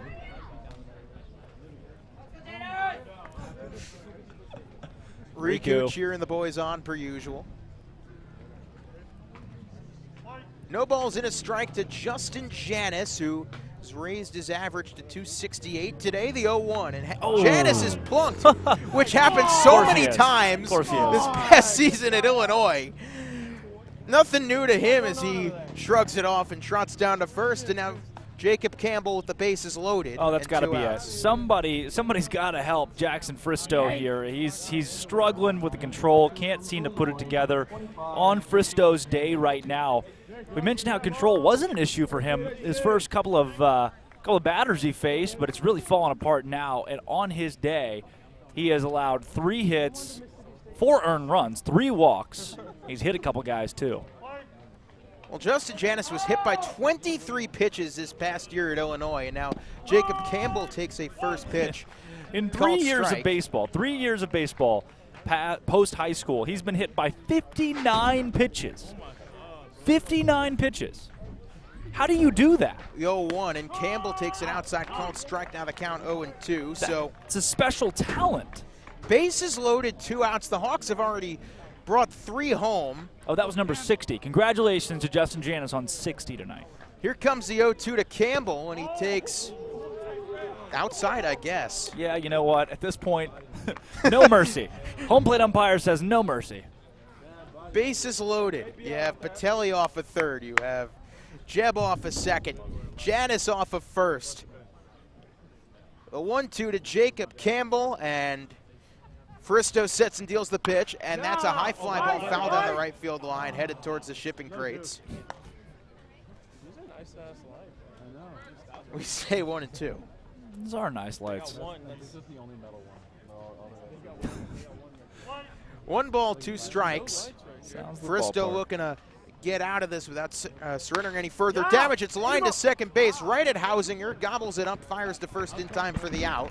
So a productive inning, to say the least, for the Hawks. They push across 3 runs, and after 5.5 innings of work, 5-0 Hyannis on Harbor Hawk Baseball Network. Coke Zero is now Coke Zero Sugar, with great Coke taste. Some people were excited to hear the news, some were skeptical. So we're not going to have the star of the show you're watching come out and say, "You'll love it." No special jingle written by this week's hottest pop star. No famous internet celebs who happen to be holding the label just so. Okay, maybe just one little pour shot. The only thing that will make you believe Coke Zero Sugar has great Coke taste is trying it yourself. Ice cold Coke Zero Sugar. Try one today. If you live here, fun is your thing. If you live here, tough is your thing. Smart is your thing. Caring is your thing. If you live in Massachusetts, community is your thing. Since 1972, the Massachusetts State Lottery has provided over $25 billion to help cities and towns with the things they need most. If you live here, giving is your thing. Welcome back. Bottom of the 6th, and now a nice big cushion for Austin Strickland to work with as the top of the order comes into view. 5-0 Hyannis, bottom of the 6th inning of play as the sun sets here off the Cape at Spillane Field in Wareham. If you look out to left field in the Harbor Hawk Arm Barn, how do you describe where that is at Spillane Field? Literally right past the fence. You know, Rocco Pepe hit one directly to the... But no, most arm barns or bullpens are right behind the fence. But on top of the fence. It's on top of the fence. The bullpen overlooks the field. I'm not sure if I've seen that anywhere else ever in any capacity where the bullpen is above the field. Also, they said they were playing military music, right? Because it's Red Friday. This is some kind of techno, what is it, EMT? What do they call it? EDM. EDM music. EMT is a... Earlier, they played Sam Cooke. Don't know much about history. So, like, sometimes military music, other times, rather not. I got to figure this out here at Spillane Field. Whoever's running the aux, I got questions, and a lot of them. Campos, Windish, Anderson here in the bottom of the 6th against Austin Strickland. Campos is the catcher. Campos is the catcher. He's also grounded to Riku Nishida twice in this game, 0 for 2. First pitch to Campos takes low. You know what they say about the third time? It's a charm. Make it rain on you. 1-0 from Austin Strickland. He delivers. There's a high pop. Shallow right center field. We'll see who calls it off. It is Juice Rabbit making the catch for one down here in the bottom of the 6th. Campos makes way to Hogan Windish, UNC Greensboro, future member of the Big Ten. It seems like everybody's a future Exactly. member, I mean, why not? Hey, did you hear the Big Ten was waiting on Notre Dame? Yeah, Dean College actually reached out to the Big Ten. Dean College, our friend Austin Dakuda, who will be back in the booth with us from Katuitt tomorrow night, weather pending. Or Tuesday. First pitch outside, called strike one. These strike calls, man. Wow. 0-1 to Hogan Windish. Yeah, weather expected tomorrow. Of course, Lowell Field does not have lights. As Windish chops it on the ground to third, it is booted by Patelli, and that's likely an E5. Yeah, it's definitely an E5 there for Patelli, and no harm, no foul, really. One down here. You got a runner on first. You're in a pretty dangerous part of the lineup as well. With a 5-run cushion, that error feels like it has a lot less weight than it would have an inning ago when it was only a 2-0 game. Anderson strikeout and a double on his ledger at a University of Nebraska. You know, yeah, Harbor Hawks, Nick Swisher actually played for Wareham. Also a former Big Ten Freshman of the Year. Nick Swisher might have had a half-decent Major League Baseball career. Swings and misses on that one. The count 0-1. He played in a couple games for an okay team.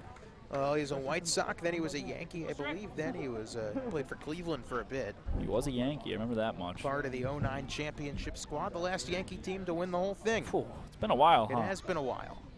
Runner on first, the 0-1, and the pitch swung on him. This nice breaking ball from Strickland, and the count 0-2. Max Anderson was fooled. I don't know what he saw, but whatever it was not what Strickland tossed him. No balls, 2 strikes, 1 out. It was rolled an E5 on Dom. 0-2, and it's fouled straight back into the fence. For the Harbor Hawks through 6. 5 runs, 5 hits, 1 error for Wareham. No runs to this point, 3 hits, no errors. Harbor Hawks have done a good job at that thing where you don't allow the other team to score. Typical objective for most baseball squads, unless you are Wareham this season. Worked out well for the boys in blue. 0-2 again to Anderson, and Strickland deals. Did he go? They say no, he did not. And the count now 1-2. Quick score look around the league. I know we don't have our ticker. Oh boy, do we ever. It's on the screen right now.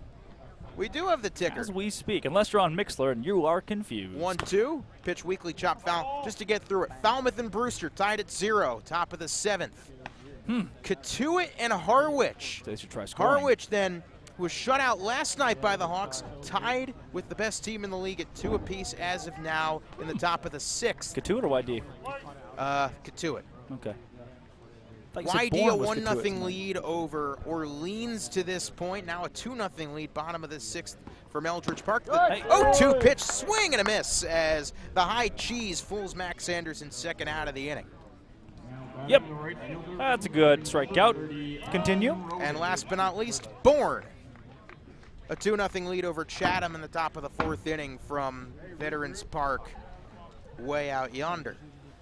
Here in Hyannis, in Hyannis versus Wareham, should I say, a 5-0 lead as Alan Roden steps up to the plate. Last chance here in the bottom of the 6th inning. Remember, the first time we were here, the game went 2 hours and 6 minutes. I believe we are already past that. We were very close to being past that. 2 hours, yeah. 2 hours on the dot. I'm a big math guy, but I think that's it. 2 hours on the dot. So the last time we played here, this game was almost over. Yeah. Brody McCullough versus Michael Sansone. No mound visits, no walks in that game for either side. The first pitch and a breaking ball that misses outside to Roden. It's a 2-1 final, the win for the Wareham Gatemen. The Harbor Hawks struck first in that one with the Rocco Pepe long ball. Doesn't that feel like years ago? Yeah, I was 17. I turned 23 this morning. Time doesn't exist on Cape Cod, Zach. Well, it does exist in Wareham. The 1-0 pitch. That was very good. There's called a strike on the fastball. The count 1-1. Tell you what, that umpire does not waver. He wants everybody to know. Little to no confusion with strike calls here. I like that, though. Runner off of first, Windish, who reached on the E5. The Hawks a 5-0 lead here in the bottom of the 6th inning from Spillane Field in Wareham. The 1-1 pitch taken low for ball 2 to Alan Roden. Roden, a Creighton Blue Jay, just finished up his redshirt sophomore season where he slashed 387, 492, and 598. 46 ribbies. I'd say that might be good. Got to calculate it, but I think you could be right. 2-1 to Roden. Strickland deals. Roden hits it on the ground right at Riku, who plays it on a hop. Fields fires in time to retire the side. So the error doesn't harm anybody. No runs, no hits. One man left on after 6 innings of play. Hawks 5, Gatemen zip on Harbor Hawk Baseball Network. What are you looking forward to? Adding a takeout window. And more locations. Paying off my student loans. Juggling my 4 small businesses and staying sane. Raising my allowance. Finishing my painting and starting the next one. Catching a keeper. Cashing anything. Making the most of my retirement. Checking my balance and hopefully having one. Whatever you want for your family, your business, or your community, talk to us at Cape Cod 5 because we're looking forward to helping you. Coke Zero is now Coke Zero Sugar, with great Coke taste. Some people were excited to hear the news, some were skeptical. So we're not going to have the star of the show you're watching come out and say, "You'll love it." No special jingle written by this week's hottest pop star. No famous internet celebs who happen to be holding the label just so. Okay, maybe just one little pour shot. The only thing that will make you believe Coke Zero Sugar has great Coke taste is trying it yourself. Ice cold Coke Zero Sugar. Try one today. Well, some might say the new pitcher coming in for Wareham is pretty smart, and you'd expect that because he pitches at Yale, and that would be Michael Walsh out of LaGrange, Illinois. Who are the some that might say that? I would say the admissions directors at Yale. Yeah, likely. Tell you one thing, I was not getting into Yale. Did you apply? No. Ah, Zach. Probably could have. Tell you a little bit about what. Yeah, Walsh is a pretty good baseball player as well. Walsh at Yale in the spring, 5.68 ERA, but 65 innings pitched. Opponent batting average of 256. He had 80 strikeouts to 31 walks. Only throws a fastball 45% of the time. So big breaking ball guy. What is the music? I heard this in an elevator at the Chase building in downtown Boston yesterday. Do they want, their players are in the field, do they want them to fall asleep? Listen to this, listen to this. They're playing elevator music. How do you find that? You've got to try to find this song somewhere. I don't know. Anywho, it is Songs of the Elevator, Volume 7, says Shazam. 4, 5, and 6 due up for the Hawks. And, you know, I find it pretty funny that Michael Walsh, in 5 appearances, has a 1.5 ERA here with the Gatemen. And you have 2 pitchers that pitch for Connecticut schools named Michael that don't throw particularly hard, that didn't have great stuff at school, but on the Cape they're borderline unhittable, that play for the Gatemen. Yeah. What are the odds? Well, pretty solid when Michael Walsh is from LaGrange, Illinois, which is a hometown to? I actually don't know. Michael Walsh. First pitch to Shaniel. He's been seeing the ball quite well. Lines it foul. Shaniel robbed of a base hit by Hausinger in the 2nd inning. That was plunked, and then a stand-up double in which he later scored on. 5-0 Hyannis, top of the 7th. 0-1. Walsh sets and deals the pitch, and there's a fastball inside corner. I think the ump tells you all you need to know. Yes, 0-2. No balls, 2 strikes. And Walsh sets and deals righty to lefty the pitch, and Shaniel, the break on that pitch. It misses low, but boy, does that pitch have some drop. Yeah. Quite like the elevators in which they play the Wareham Gatemen mid-inning music. That's good. Zach, you're on a roll tonight, man. Oh, stop it. The 1-2. Walsh deals. Shaniel Foul tips it into the catcher's glove for the first out of the inning. Yep. Shaniel rocking the mustache again today. Good look, but you give way to Christian Moore here. And boy, has Moore ever had a day. He is 0 for 0. Moore has Guy can't get a hit today, huh? No. Guy cannot touch the baseball. Hey, when you walk 3 times, as Christian Moore has, first pitch taken outside. Do it again, Christian. Do it again. Do it again. What do you call that? Ball 1. That's what you call it. Yeah, a 4-walk game. What do you call it?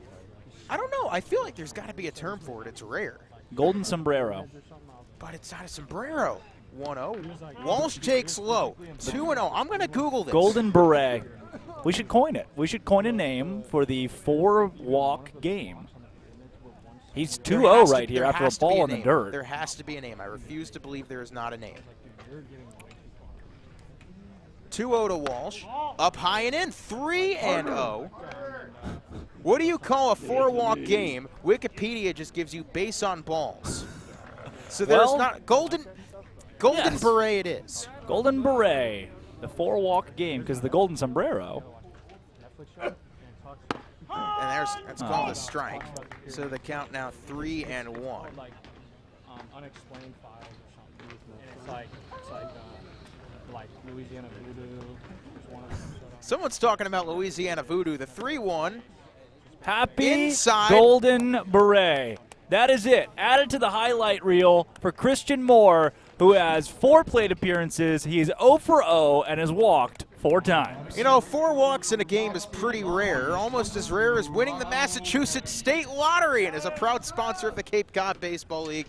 The Mass State Lottery is celebrating the games we love playing, from the baseball diamond to the many lottery games that help support all 351 cities and towns across the Commonwealth. So here's to 50 years of winning and 50 more. As there is a meeting. Harvey Shapiro has seen enough.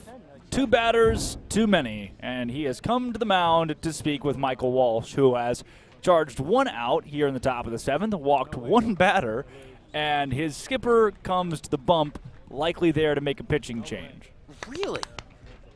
Well, you seldom see Harvey Shapiro make a walk out of the dugout and not make a change, but that is exactly what we will see here. He's going to leave Walsh out there, which is the right decision. You just don't see that too often where the head man comes out. And that's the first time we've seen Shapiro do that this year, where he's come out to a guy and left him in. Well, have you know that Michael Walsh did appear in that 2-1 Gone in a Flash game on June 12th, and he, in fact, slammed the door on the Hawks. He was credited with a save. Huh. What do you think Harvey Shapiro said to him? No more 4-pitch walks. Yeah. Well, Christian Moore was a 5-pitch one. Christian Moore off first. The first pitch now low to Juice Rabbit, Rocco Pepe. We'll say prior to that, there was a conversation. Unexplained Files, apparently, is the Netflix show. Sounded like Magdel Cotto was the one that was recommending that to everyone. Thank you, Magdel, and a heck of a start for that guy, too, going 4 scoreless. 1-0 to Juice Rabbit, a high fly, center field. It's going to stay in the yard. Windish under it makes the catch. I thought off the bat that it may have had the distance with that wind howling out as well, but not doing. That's good for the second out of the inning to bring up Philip Matulia. Now batting the center fielder for Louisiana Tech, number 2. And just to this point, Matulia ground out, strike out, walk 0 for 2. You really have to say that this Harbor Hawk lineup, despite missing 2 of its best hitters, has been able to put up a 5 spot. Yeah, they like that whole 5-run thing, don't they? Yes, they do. 3 out of the last 4 games, they put up 5 spots. First pitch now to Matulia, takes a called strike 1. And you'd really like this game to stay not this close, because if you can keep 2 of your best players, Tito Flores and Cole McConnell, rested for a stretch where you have to see Katuitt and then Whitey twice. Yeah, you won't see those guys today. Paramount. No matter the score, I don't think you'll see either of those guys. I don't think so either. 1-0, runner goes. Matulia serves it into left center field. That's going to be down for a base hit. Rounding second, going to third is Christian Moore. Heads up base running there by Como. And the Hawks have runners in the corners now, 2 down for Don Patelli. Again, the beautiful sounds of the ballpark here, where the the entire dugout gets really excited whenever the Harbor Hawks do something good, which happens a lot now. Hyannis is going for their 9th straight game without a loss. They're on an 8-game non-losing streak. And how about this? I just read a tweet that says the Hyannis Harbor Hawk baseball team of the Cape Cod Baseball League has allowed 2 runs in the last 33 innings of play. You got to knock on the deck. No, I don't think I will. That's kind of, you're the big knock on deck guy. Well, the batter is Dominic Patelli, who's 1 for 3 with a 2-run single. The first pitch from Walsh. Patelli shows bunt, pulls back. 2 outs, count 0-1. Patelli does have speed if he wants to try and run out an infield hit. Riku Nishida in the on-deck circle. Christian Moore, man, what a game he has had. Yeah, try to add a few here if you're Dom Patelli. 0-1. Patelli takes inside 1-1. Usually you don't credit a Roll Bump Limited Player of the Game nomination to a guy that starts in the lineup, finishes in the lineup, and doesn't get a hit, but tonight might be the exception to the rule. Yeah, the guy that goes 0 for 0. Congrats, Player of the Game. 1-1. Patelli takes up and in 2-1. I mean, getting on base 4 times as well for Christian Moore. His OBP tomorrow, I won't even be able to count that high. Through the moon. I don't think you can actually go through the moon. Oh, well. You want to try? You could. You ever watch that Despicable Me movie? Runner goes. Patelli hits it right back to Walsh, and he will flip it underhand to Fabian in time for the out. So 2 runners go stranded. No runs, 1 hit, 2 left on. Time to stretch in Wareham. The Hawks take a 7th inning, 5-0 lead. Into the break. Chip on the shoulder, that started at a very, very young age. People's expectations are, they're cool, they're fun, but mine are bigger.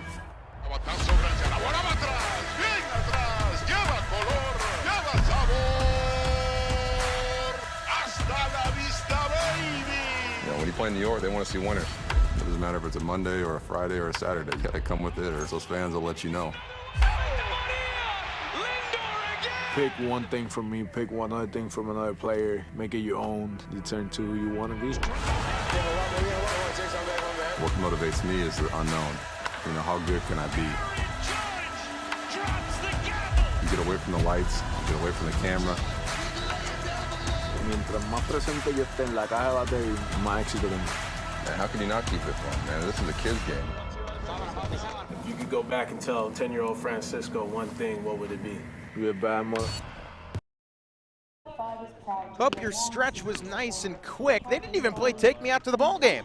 No, they didn't. They did not. They are playing Cape Cod 5 commercial, which we have also done tonight here on the Hyannis Harbor Hawk Baseball Network. Austin Strickland is back out on the bump. Huh. See, that's what happens when Harrison Myers doesn't get to play the organ in between innings. Yeah. Be kind and remember to rewind. So it's Conor Graham, Jack Hausinger, and Brian Padilla.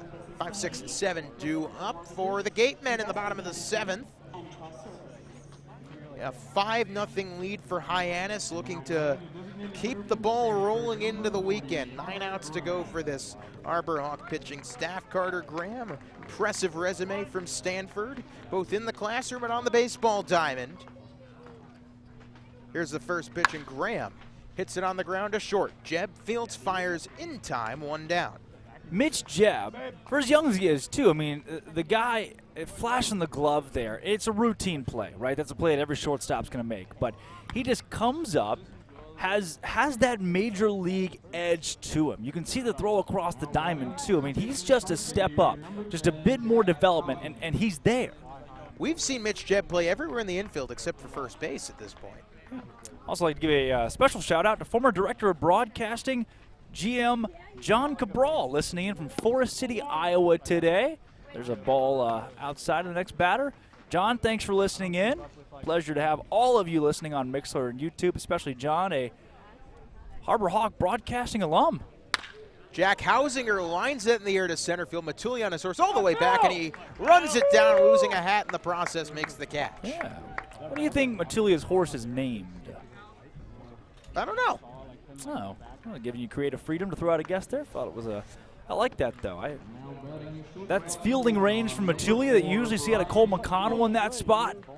Both of those guys, Louisiana Tech, as you already mentioned, are elite in the field. So Brian Padilla, who's been a tough out, fly out a single. First pitch taken outside by Padilla, 1-0. Correct answer was Friday, by the way. That is what Matulia's horse is named. Friday, gonna get down on Friday. Rebecca Black.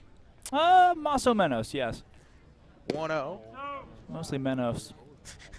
2-0 now to Brian Padilla. That's been a fun night here at Wareham. I kind of enjoyed the cage. Pleasure to be beside you, Zach Berman. Always a great call. Thank you. The 2-0. Padilla saws it off the end of the bat, right field. Rocco Pepe couple steps into his right, makes the catch, and a nice and easy bottom of the 7th. 1-2-3 for Austin Strickland. Let's go to the 8th.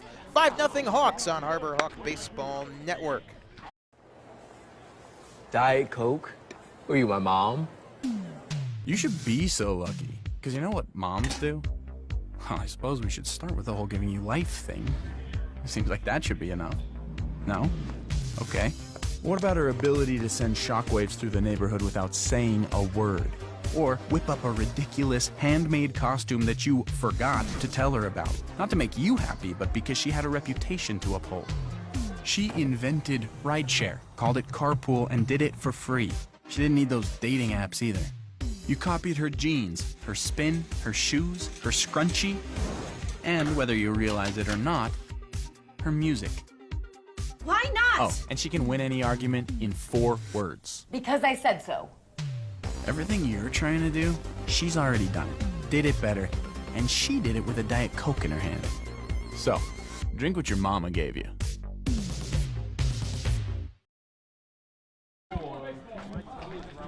Let's go to the top of the 8th from Spillane Field in Wareham, Massachusetts. The Harbor Hawks.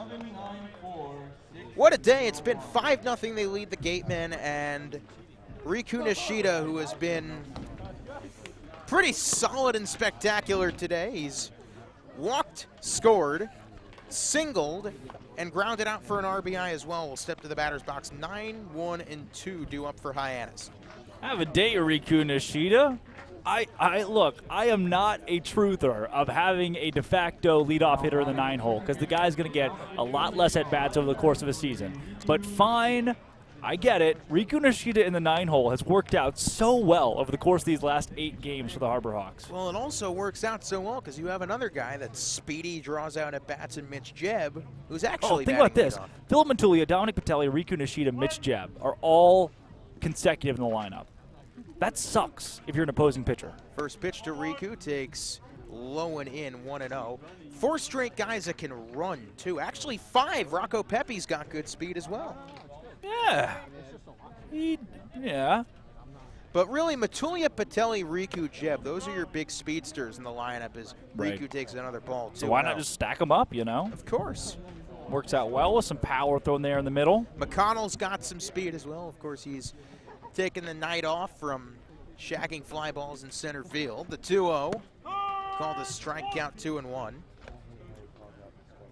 Top of the 8th, 5-0. Zach Berman, Drake Toll, Bria Losick with you as always. And here's a 2-1 from Michael Walsh, and Riku fouls it back, count 2-2. And now, something I've noticed, Riku has almost kind of toned down the 2-strike antics. Right, he's very selective with them at least.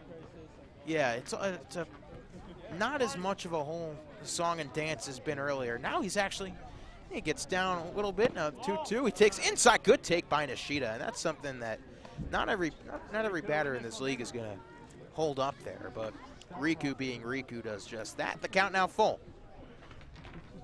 Payoff pitch.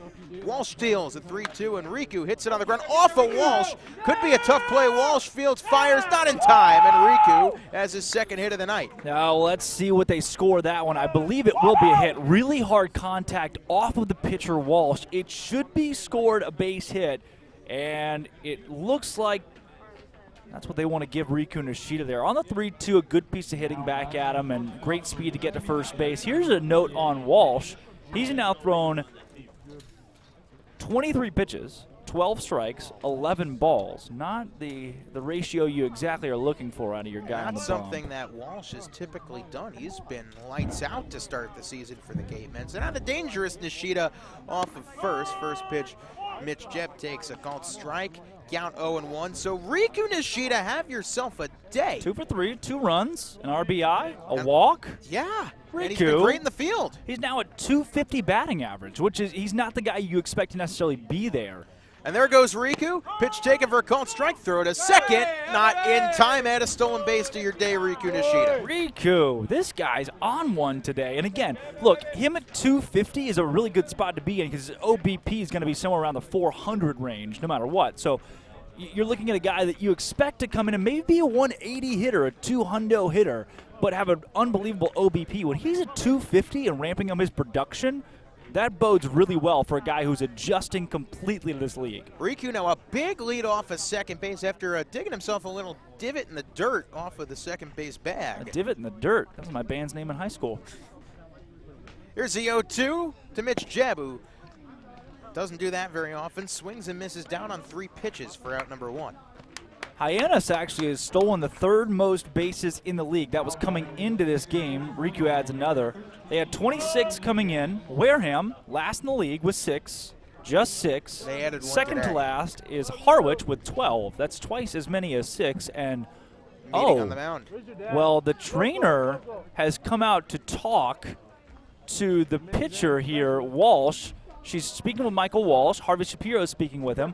Walsh got hit with that pitch earlier. No one checked on him then, but now, a couple batters later. Well, he motioned to the third base ump that he was okay. It was okay, but Now maybe they noticed something in his windup. They've sent a trainer. They've sent Harvey Shapiro, the head coach. Now Shapiro and the trainer have walked off the mound. They're no longer talking to Walsh. They're talking to each other behind his back.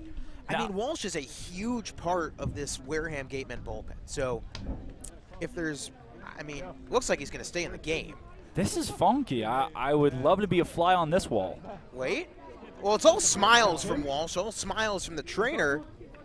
And they're going to the bullpen. They're going to the bullpen, so hopefully all is well. But they are going to go to the pen. He's never satisfied. He'll never be satisfied. As the first base umpire said, come on, let's go. He's motioning down to the bullpen. I think they're going to the bullpen. Good job. Yes. You're so fast. Riku. You go to Oregon and you win games. And it is yes, there you go. Well, per our director of broadcasting, Harrison Myers, the reason they brought the trainer out, they can make a second visit to the mound this inning without a change, and they'll call it a medical visit. It sounds like Harvey Shapiro was talking to the umpire. The umpire is the one that signaled down to the bullpen to bring someone out. Maybe that was the case, and the umpires here weren't buying it because they were the ones that motioned to the bullpen and brought in a new pitcher for Wareham, and we're going to see another arm, but also Shapiro didn't really fight it too much. Right. That's an interesting situation, and as Walsh walks back into the dugout. What happened? Huh. Well, I tell you what. I mean, you can even hear it from the Hawks dugout. They're saying what happened, but we're going to go to a break as the new pitcher for Wareham warms up. We'll get you his details after the break with a runner on and 1 out. 5-0 Hawks, top of the 8th. Hey, Mama, what's up? Did you switch my service from Verizon to T-Mobile? Yep. T-Mobile has the only nationwide 5G. Well, Mr. Know-It-All, let's see if you right about that. Mama. Hey, Mama, I'm working. It works at the pie shop. T-Mobile's 5G works inside and out. Hey, what you need, Mama? I'm trying to watch the game with my boys. It works in the park. Oh, okay. Mama? It works at the aquarium, in the parking garage, at the beach, in the elevator. It works in the movie theater, too. Oh, shush yourself. I'm talking to my baby. You're driving me crazy. I was just calling you to say thank you, baby. I love you. I love you too, Mama. Yes, Mama. It works in the kitchen. Tell Mama. Mama? 5G, it works in the club. Who are you in a club with? All about it. Tell Mama. New pitcher for Wareham is someone new to the Gatemen. He's only pitched in one game, June 28th against Falmouth, and that would be Alex Galvin. And it's a name I've heard before because he grew up right near me in Brielle, New Jersey. Oh, you know him? Well, I've seen his name in newspapers, I'll tell you that much, in the sports section of the Asbury Park Press. You still read the newspaper? Well, we get it deposited on our front doorstep every so often. Glad to know that that art is not dead in this country. Alex Galvin, who plays at Louisville, is a guy that stands the same height as myself, a total of 6'6". He weighs 240 pounds. And so far, he has faced 4 batters on the year. He struck out 1 and 1 1/3. He has a save to his name against Falmouth earlier in the year. That'll play. Galvin, according to Baseball Reference, during the spring for Louisville, had a 6.35 ERA, 16 games, 17 innings, so didn't pitch a ton, and when he did, they were short outings, only good for an inning. 12 earned runs over the course of those 17 innings, 19 hits, 6 walks, 1 hit batter, 20 strikeouts, which is pretty good, but his whip of 1.47 could be better. Galvin out of Manasquan High School, right down the road from where I grew Rival up. high schools. I would believe so. Manasquan, well, we didn't play him much at Shore Regional. You did play them? Didn't play them that much. Oh, look at the scores at the bottom of the screen, too. There again. Nicely done. Little score bug. Galvin. Favorite TV shows, Money Heist and Tiger King. What?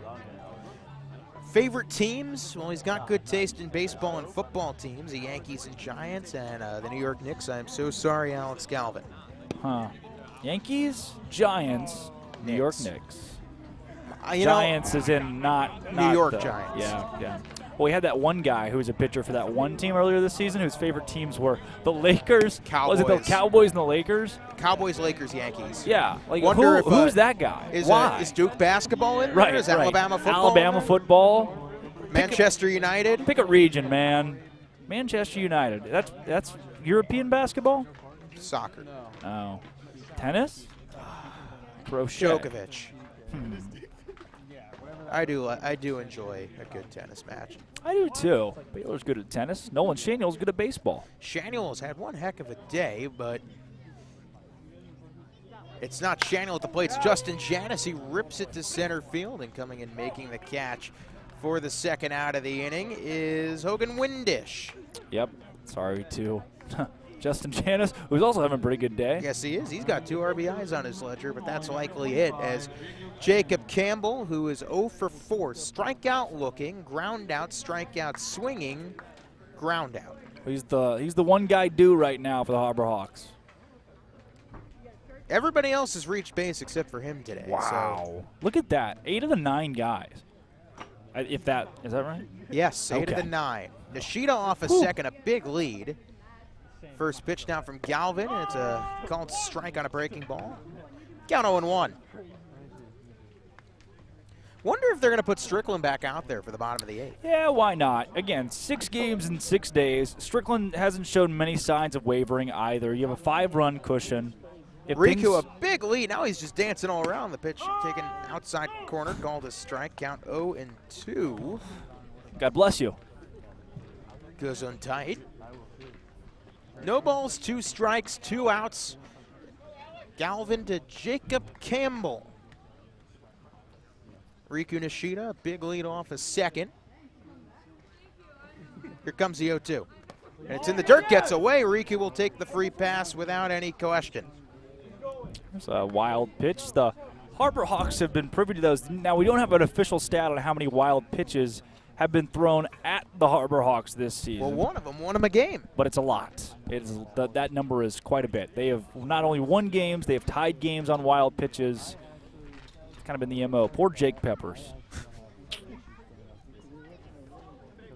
1 ball, 2 strikes, 2 outs. Top of the 8th, Hawks already up 5. The 1-2 to Jacob Campbell. He takes low 2-2. Should Campbell reach, Nolan Shaniel's also had a pretty productive play at the day at the dish. 1 for 3, double hit by pitch, line out, and a run scored. 2 balls, 2 strikes, 2 outs, top of the 8th, 5-0 Hawks. Galvin sits and deals the pitch, and Campbell chops it on the ground. Could be a tough play. It's up the middle, through for a base hit. Riku will score easily, and hey, all 9 guys in the Hawks lineup have reached base tonight. Jacob Campbell adds his 3rd RBI of the season, and the Harbor Hawks take a 6-0 lead. Hats off to the Harbor Hawks. I mean, do you get tired of being this good ever?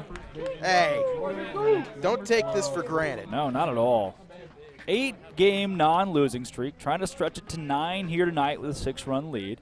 Nolan Shanuel now digs in. So Jacob Campbell, an RBI to his ledger, now 1 for 5. He's off a first, and Hawks have also not allowed a run in a total of 16 innings now. First pitch to Nolan Shanuel, taken inside, ball 1. To this point, I would say this is the most complete game they have played all year. Yeah, I think so. I would agree, actually. 1-0, righty-lefty. Galvin deals the pitch. Chopped foul near the Gatemen bullpen. The count 1-1. Yeah, you say that it's not the best offensive output the Harbor Hawks have put together. It's up there with the best they've thrown, the best. Yeah, but they've thrown a goose egg through 7, and you have 8 hits, 6 runs. Up and down the line. Exactly. Everybody's gotten on base. I think you're exactly right. This is the most complete we've seen them. Pitch in the dirt now, blocked nicely by Campos. 2-1 the count on Nolan Shanuel. And what would be the nice cherry on top here? A home run. Yeah. For the Wareham Gatemen today, they have struck out a total of 6 Harbor Hawks, but they've walked 7. They've allowed 6 earned runs. 2-1 to Shanuel. Galvin deals. Shanuel takes a called strike. Count 2-2. Did he call that a strike? Yes, he did. Oh. Thanks. Unsurprisingly, you can hear it from Boston to Taunton. I'm sure our friend Austin Takuda probably said, hey, that's a strike. The 2-2, and that's hit on the ground to Jack Hausinger. Fields fires in time, but another run crosses the plate. All Hawks through 7.5 as they now lead 6-0 on Harbor Hawk Baseball Network. Gannon's Tavern is the home of incredible wings, handcrafted cocktails, ice-cold beer, and Keno. Their innovative tavern menu features seafood, great sandwiches, steaks grilled to perfection, and stunning specialty dishes. There's no better place to watch your favorite New England pro football team than Gannon's Tavern, in their large bar or outside on their covered deck, complete with TV and sound. Gannon's Tavern, 959 Burses Way, Hyannis. Like them on Facebook and Instagram. Yes, soon at Gannon's Tavern. Made from plants, and as always, it's 100% recyclable. Plant bottle, designed to make a difference. This BBB seal is a badge of honor. It's a sign that this is a business you can trust. Hi. Oh, this is amazing. Each year, millions of people see the BBB seal on a door or a window or a website and breathe a little easier. See the seal and know you've made the right choice. Find a business you can trust. Ask BBB.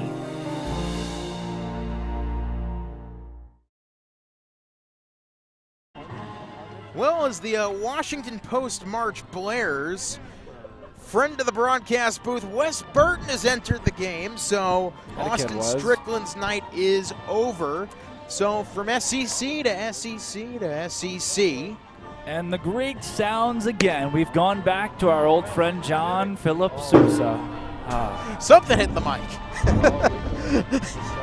6-0 Hawks. Wes Burton stands 6'8" and... No, he doesn't. The roster says that. Roster says 6'8". He's really like 6'5". Reality, 6'5". A couple Chipotle bowls could prop that up to 6'8". Is that how Chipotle bowls work? Oh, if you stack them high enough. Oh, you're saying Wes Burton is standing on Chipotle bowls? Correct. All right. I bet he'd do it. Maybe they actually got his order right. The guy really does like Chipotle. He doesn't like the Chipotle here. They keep botching his order. There's not a Chipotle in Wareham. That is true. There's a Qdoba in Wareham. Oh, I got to start my new Berman bingo card. That one was on it. Bottom right. Let's see. So Burton comes out, though, having not allowed an earned run on the Cape, and maybe even Burton comes out to finish off this ball game. You got 2 innings left. You're seeing the old kid, Wes, and hopefully he can, after getting his first strikeout on Cape in the last game that he played, shut down the rest of the Wareham Gatemen here tonight. Well, As Wes says, he came into his last outing without any punchies, and now he's got one to his name. Yes, he does. First pitch now to the number 9 hitter, Kellum Clark, who I'm sure he's seen plenty of times. They both play at rival SEC schools in the state of Mississippi. Takes inside 1-0. Now, this is personal. Kellum Clark from Mississippi State.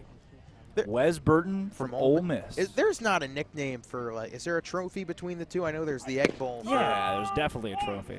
It's called a strike now, the count 1-1.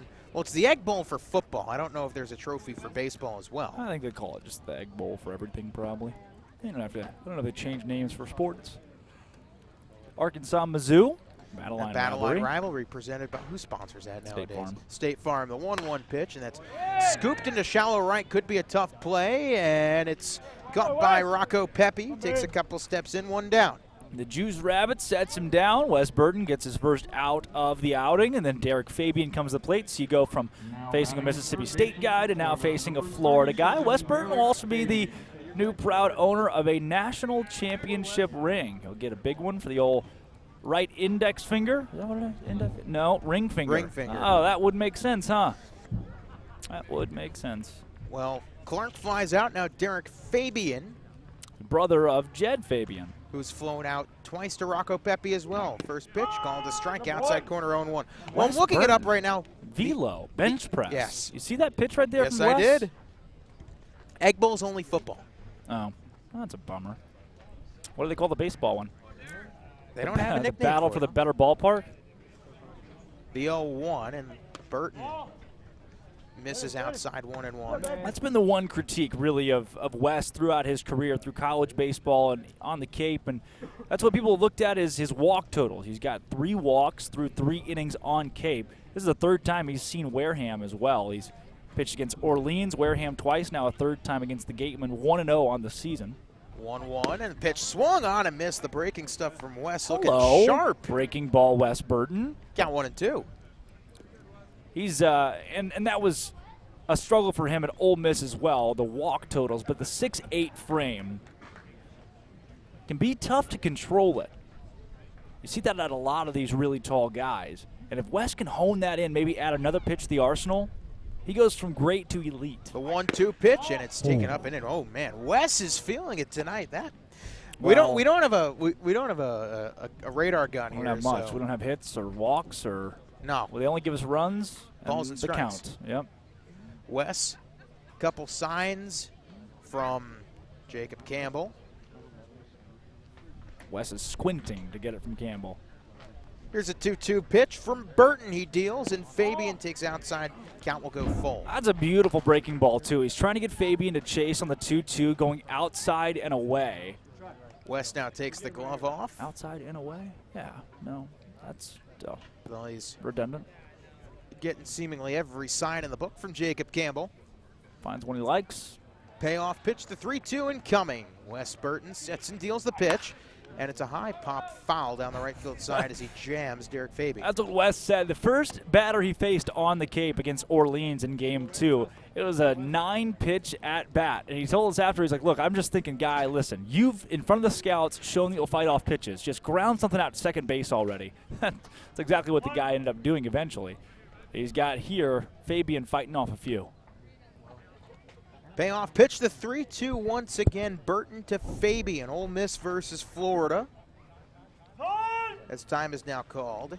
Wes, a very animated character. Actually has been awarded college baseball's favorite psychopath 2 years running. Now you can see him. He's got a big nod here. Really likes the call from Campbell. Slaps the glove a couple of times.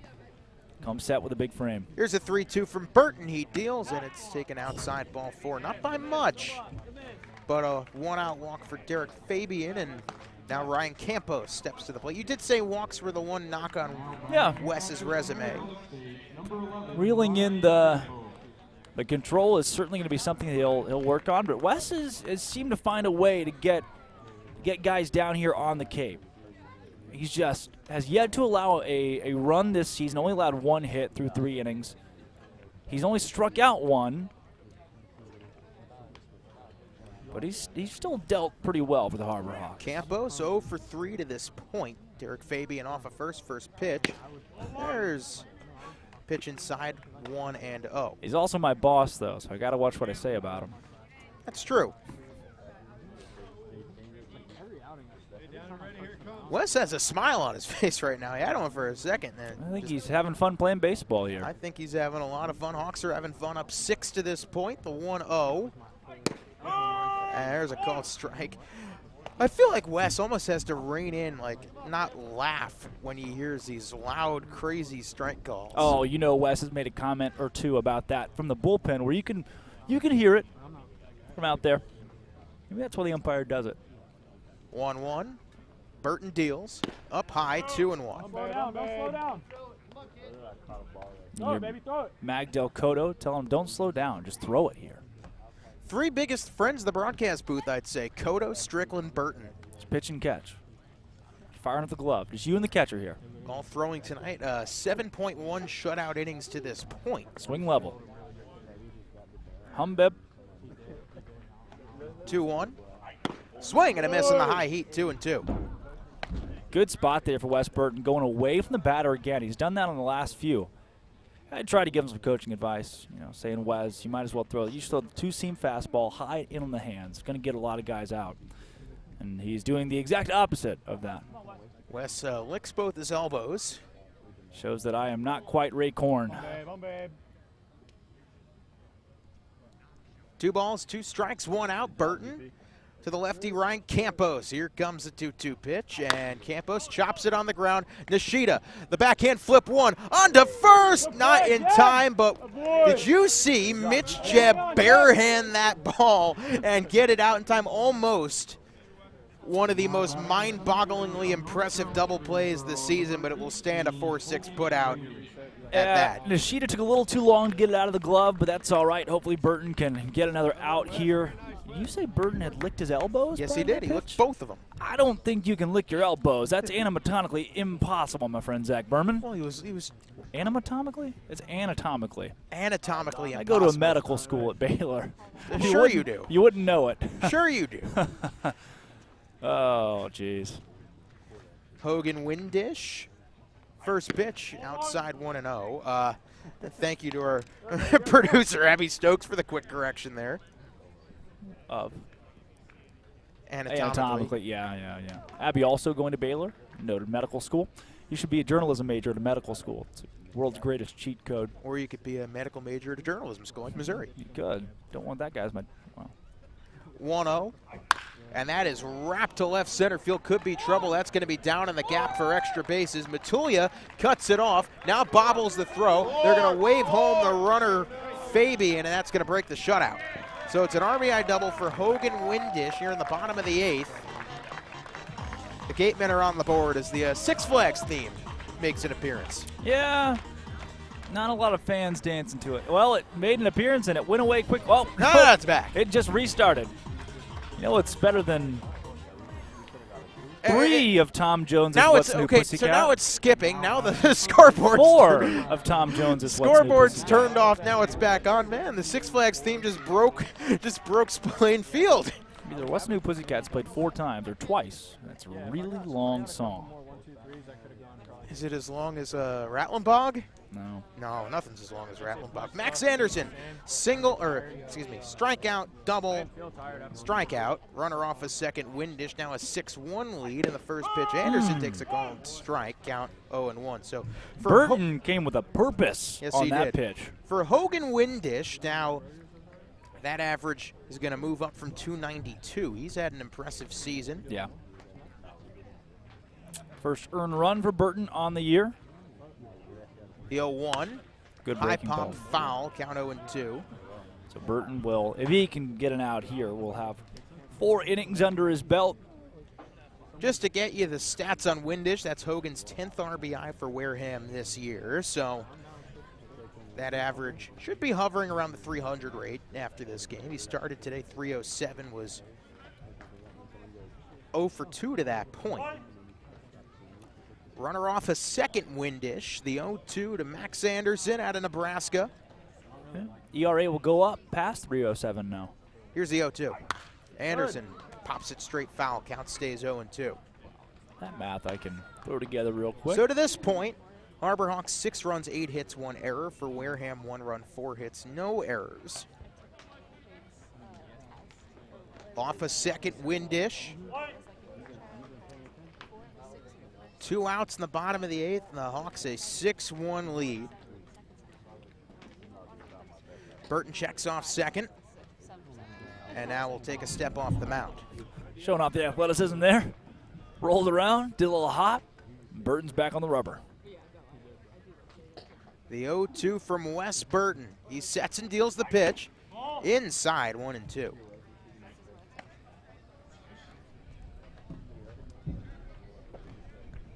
As you enjoy the sounds of the ballpark, or right now the lack thereof. And just some dugout chatter here. Ended up being a pretty nice crowd here at Spillane. Did, and there's still a good chunk of people left behind the batter's box. Yeah. 1-2, Burton deals, and it's taken outside, I guess. No cookies for old Wes Burton there. 2-2. Batter stays alive. Anderson, 10 home runs in the spring. Why would you say that? Yeah, good point. 2-2 from Burton to Anderson.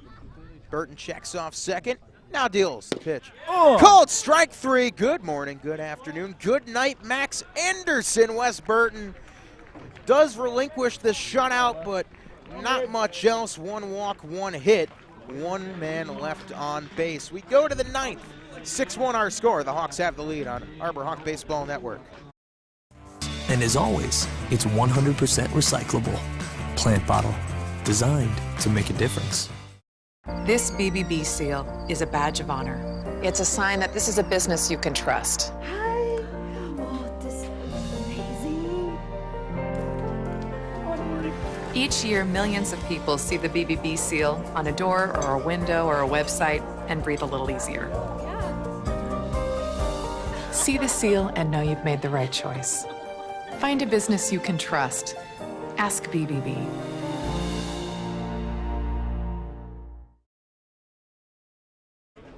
Top of the 9th inning as the crowd thins further here at Spillane Field in Wareham. The Hawks cruising up to this point a 6-1 advantage, and Zach Berman, Drake Toll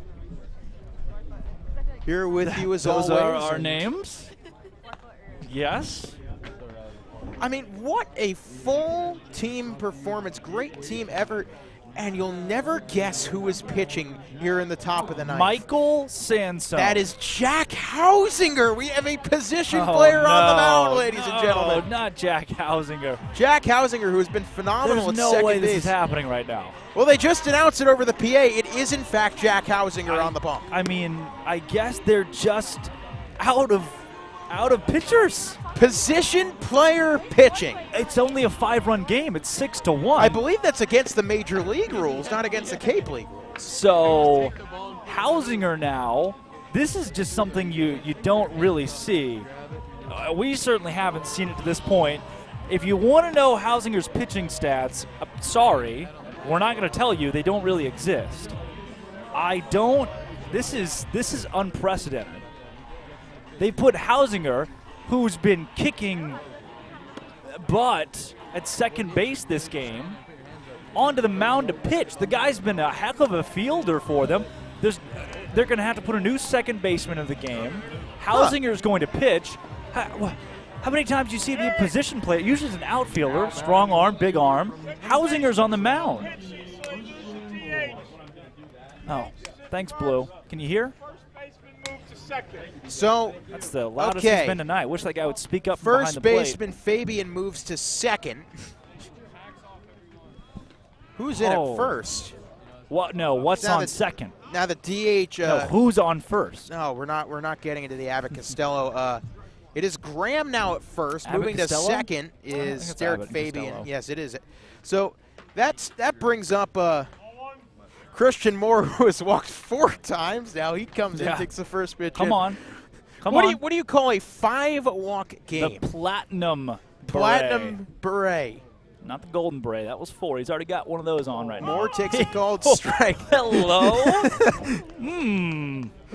Jack Hausinger, welcome to the bump. A lot of strike calls tonight. That one kind of got away from him. In pain. 1-1. Moore swings through it. The count 1-2. Look, they said Jack Hausinger has had a career day at second base. He's feeling it. He's hot. He's got energy. Well, I guess his arm's hot too. Yeah, good things will happen. He usually has to throw the ball about 30 feet. The 1-2. Hausinger deals. Oh, he's got some mustard on that fastball. Fastball only. Okay. No ephus from Jack Hausinger. No, he's not throwing the ephus, but Hausinger was humming there. Okay. 2 balls, 2 strikes, nobody out to Christian Moore. Hausinger deals, and he takes low, the count full. No way. If Christian Moore walks again, man, oh man, that would be 5 walks in a game. No way. This just can't happen. You can't bring a position player in and he walks Christian Moore for number 5. Here's the payoff pitch. Moore swings right through it, hits it to the player that's replacing Hausinger at second, that being Derek Fabian, to Graham, out number 1. And Jack Hausinger has recorded his first out via pitcher on Cape Cod. Moore goes 0 for today. A tough one at the plate for the guy. Couldn't make contact really and just struggled to see the ball to the bat. What a day for Christian Moore, though. Yeah, 4 for 5. In that he went to the plate 5 times and reached base 4 times via walk. So that brings up Rocco Pepe. He's had a pretty good game today as well, even though it reads 0 for 4. Pepe pops the first one up. Foul territory. Everybody gets away from the ump. Who's got it? Who's got it? It's a third baseman, Fabian. Actually, it's not Fabian. That's Padilla for the second out of the inning. Fabian moved to second. Jack Hausinger. Folks at home, name a number. Think of a number in your head. Get that number in your head, whatever it is. Multiply it by 0. That's his ERA right now, and it's going to stay that way if he can charge an out here at Philip Matulia. So Philip Matulia represents the last chance here for the Hawks in the 9th. You assume it is Wes Burton who will be finishing the job in the bottom of the 9th. Yeah, there is. Jackson Emis is up and throwing in the arm barn for the Harbor Hawks. He will be the guy at the bottom of the 9th. Yeah, I could see it. 1-0 to Matulia. Hausinger sets and deals the 1-0 pitch. Takes low, 2-0. I mean, you got to be impressed. You know, you bring in your second baseman and he retires the first 2 guys in the lineup in the middle of the order of a good team on the Cape, man. Yeah. Hello. Tip your cap. 2-0. We talked about it. The Harbor Hawks, foul off, are world beaters against 95 down the pipe. But you start throwing 88, oh, baby. We're getting locked up. Michael Sansone. Michael Sansone, indeed, and it's the guys that have topped out at 86 miles an hour. Yeah, that have 2-1 inside 3-0. Ben Hampton has shut down the Hawks twice out of Chatham. Speaking of Chatham, what are they up to tonight? Oh, that would be a 2-2 tie with Bourne. Oh, jeez. Matulia hits it on the ground to second base, and how about that? A 1-2-3 inning for the second baseman turned relief pitcher, Jack Hausinger. My hat is off. We tip our caps. Let's go to the bottom of the 9th. Hawks lead 6-1 on Harbor Hawk Baseball Network. When Alaska Airlines needed a partner for the complex operations of travel, they made the switch to T-Mobile. Our 5G has Alaska Airlines and their customers covered, from major hubs to remote destinations, with 5G coverage ready now for the demands of today and the future. T-Mobile's network powers Alaska Airlines as they deliver next-level care for all customers. 5G ready now. That's how unconventional thinking is better for business.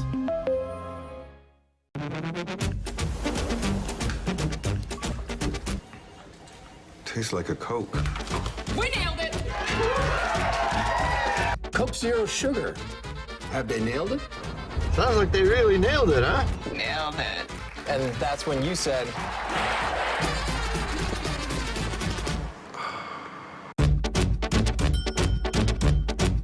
So it really tastes like a Coke. Yeah, that's the point. Well, the Hawks have gone from Magdiel Cotto to Austin Strickland to Wes Burton, now to Jackson Emis, who is looking to slam the door on win 4 in a row. Yeah, you got 3 guys coming from the SEC. You got the 4th guy who is part of a team that will be in the SEC in the near future. Considering, yeah, conferences just don't matter anymore. Emus out of Princeton. But you'd already mentioned a couple scores around the league. Brewster and Falmouth, they tied at 0. Yeah. Was that a final? 2-hour and 38-minute game, tied at 0, Brewster and Falmouth. Holy smokes. Katuitt and Harwich are tied at 4 in the top of the 8th. YD 4, Orleans 0. The Red Sox go marching on. They are on a tear this season. And Bourne now leaves Chatham in the top of the 7th at Veterans Field 3-2. Standings across the league as well. Your Harbor Hawks right now, sole possession of number 2 in the West Division. They're up 2 games, the Bourne Braves, who lead Chatham. Hey, if Wareham here, they are currently 4 games behind the Harbor Hawks. And if Harwich can pull tonight out and Hyannis holds on, that's only a 5-game difference between Katuitt and Hyannis, which would then mean a 3-point difference if the Hawks can figure out a way to. Let's see. Yeah, that would be 4 points. That's 23. And then 25 would be 3 points. Math is right. Yes, it's 2.5 games, not 5 games. No, I said 5 points. Excuse me. Oh, yeah. So if the Hawks Harbor win Hawks tonight, 7-1-2 in the last 10. They are the hottest team on the Cape right now. They are. Hyannis. The Harbor Hawks and YD at the front of the pack as of late. Chatham 1-8-1 in their last 10. The dichotomy of those 2 squads. Tough go at it the last few rounds out and trailing in the 7th there at home. But now you get Jackson Emus trotting out for the Harbor Hawks to clean things up here in the 9th. 3 outs away from non-loss number 9 in a row. Well, it is Roden, Graham, and somebody not named Jack Hausinger. That's all I can tell you right now. Roden 1 for 3, takes the first pitch low and away, ball 1, count 1-0. Harbor Hawks are going to end the day 6 runs, 8 hits, 1 error. Wareham to this point 1 run, 4 hits, no errors. Emus sets and deals the 1-0. Taken low, 2-0. So Jackson Emus comes into this having 4.2 innings pitched, 5 strikeouts, and an ERA of donut, triple zeros. Yeah, Emus is down 2-0 in the count right now to Alan Roden. That true. Here's a 2-0. Roden takes a call, fastball strike. The count now 2-1. 2 balls, 1 strike, 1 out. Yeah, here in the bottom of the ninth. Just tied it up in Harwich, didn't they? No outs, excuse me. Yes, they just tied it up in Harwich, bottom of the 9th. Or bottom of the 7th in that one, excuse me. Boy, if time is called, as Emus is going to talk things over with Campbell. I believe tomorrow first pitch is slated for 5 o'clock.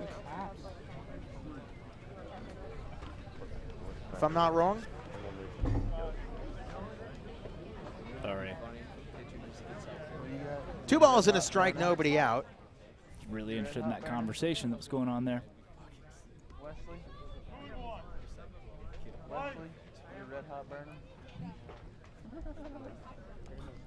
Here comes a 2-1 from Jackson Emus. He deals up high, 3-1. I do believe you're correct, though, about 5 o'clock tomorrow. 5 o'clock tomorrow. Weather pending. Weather pending is the big thing. Drake, who's going to be on play-by-play for that one tomorrow? No one, if you factor in the weather, it sounds like. But if the game gets through, it will be you. Hey. You mean it? Yeah. Right. 3-1. Hit on the ground to Nishida. Could be a tough play. Riku to a slide. Gets up to a seat. Fires to first in time. Riku Nishida has been remarkable today. Bench press. Riku Nishida. That right there goes down to the slide to collect the baseball. Pops up. Realizes he has plenty of time. Makes a beauty of a throw. Tomorrow, though, there is a 63% chance of rain. That brings up Conor Graham. Oh yeah, sure. We could have the conversation actively. Let the folks at home in on that one. The 0-1, Graham, pop up foul territory. So Zach Berman, since you're on the topic and you've showed me your secret here. Well, who do you like for the Roll-A-Bump limited player of the game? Well, I wrote on my scorecard in a circle, Roll-A-Bump Riku. And I think after the day he's put out, 2 hits, 2 runs scored, a stolen base, and numerous web gems. I think Riku Nishida has earned the honor of Roll Bump Limited Player of the Game. The 0-1, taken low, called ball 1. Thought it said P Shrimp Riku. I now understand what's going on. Roll a Bump Limited Player of the Game, Riku Nishida, have yourself a day. The only guy with multiple hits. I'll give you that. Magdil Cotto was good. Austin Strickland was great. Yeah. Dominic Patelli, a 2-run Wes Burton was single. okay. 1-1, swung on and missed. Now the count 1-2. Had a punchy. He did have a punchy, and you really just have to give your hat off to the whole team. Wes wants me to let everyone at home know that he did okay. We are on top of the dugout here and have been listening to Wes's conversations for the past couple of minutes because the crowd mic is, well, right above his head. I'm sure he didn't notice that. Well, Wes says we're really loud. And well, he said he he's could hear not us wrong. from the mound. Here's a 1-2. Swing and a miss. Jackson Emis strikes out Conor Graham. Isn't that awesome? Yeah, the way that it's set up here at Wareham as the Harbor Hawks are an out away is that we're effectively on the field. So everyone in the ballpark can hear everything that we say very, very loudly. And it is not. Is it Jack Hausinger? No way. Yeah. It is Jack Hausinger. Yes way. Look at that. He is fielded extremely well. He's pitched extremely well, and now he's going to hit again. And what do you know? He serves a single in the left field. Jack Hausinger, a day that his team likely will not remember fondly in the win-loss column, but for in the day of in the life of the baseball career of Jack Hausinger at Xavier. I will not forget this one soon, Jack Hausinger. He's not going to forget this one anytime soon. So Brian Padilla now the last man standing for Wareham. Jack Hausinger, honorable mention, Roll a Bump Limited Player of the Game. Is it the first time we've ever honorable mentioned I think so. an opposing player? I think it is. First pitch, Padilla, foul tips it back, count 0-1. And we did confirm with Harrison Myers, our director of broadcast, that was the first time that Jack Hausinger has ever pitched in any sort of recorded competitive baseball. Yeah. You, by the way, you got any plans after the show today? Of course. You want to grab dinner together? Of course. Great booth chemistry. I love it. The 0-1 to Padilla. Need one more out here. Pitch is taken low, now 1-1. Just to pull a look up at the standings, which not coming up because the Wi-Fi here is. Oh, that's a way to put it. It's okay. I mean, Falmouth has kicked us off air before for Wi-Fi. I mean, their Wi-Fi has kicked us off air. The 1-1 pitch taken low, 2-1. I'll get you those in a second, but 2 balls and a strike. Now a runner on first, 2 outs. No, the Wi-Fi doesn't reach quite as far as the booming cadence of our friend Mr. Umpire behind home plate. No, it does not. Should the Harbor Hawks secure the final out, they will go to 10-5-3. How about that? Pitch is chopped foul, count 2-2, and the Harbor Hawks are 1 strike away from adding another win onto. I gave my word that this Harbor Hawk team would win you did. 10 games in the first 18. This is game number 18 right here. I have everything on the line. The Harbor Hawks, it took them an entire season to win 8 games last year. Now it might take 18 days to win 10 games this year if Jackson Emis can finish the job here tonight. 2 balls, 2 strikes, 2 outs, runner on first. Emis to Padilla. Here comes the 2-2, and it's called strike 3 right down the middle. Good morning, good afternoon, and good night, Wareham, as the Harbor Hawks have now won 4 games in a row. Your final score, Hyannis 6, Wareham 1, and with that, the Harbor Hawks go to 10-5-3 on the season. 23 points, 5 behind Katuitt, who is currently tied. I like that good afternoon, good morning, good night thing. Where'd you get that? I got it from you. Oh, okay. Meanwhile, Wareham will fall to 6-11-1. They stick at 13 points. And how about this, folks? Hyannis will go into the toughest stretch of their season thus far. Katuitt YD riding a 4-game win streak, a 9-game not losing streak. Yeah. So in their last 9 games, it is what, 7-0-2? Yeah, they their last 9 games, 7-0-2 for the Harbor Hawks, and if my calculations are correct, they are 7-1-2 now over the course of their last 10, which means they are the hottest team in the league. Well, wait a second. Yeah, that's right. You would be correct. Well, how about that? Once again, we already named our Roll Bump Limited Player of the Game as the one, the only Riku Nishida, who 2 hits, 2 runs scored, a stolen base, and typical wizardry in the field for your final box score tonight. Yeah. Pull that up in a second. See what the weather does tomorrow and whether or not the Harbor Hawks will get to actually play in Katuitt. 11 a.m. There's a 61% chance of rain, and there's a chance of rain at 50%, 40 to 50%, all the way through 11 p.m. tomorrow in Katuitt. So we may not get that one in, and if we don't, hey, well, we have an off day on Tuesday. That doesn't necessarily have to be an off day. Weather pending, 5 p.m. first pitch tomorrow night from Lowell Field in Katuitt.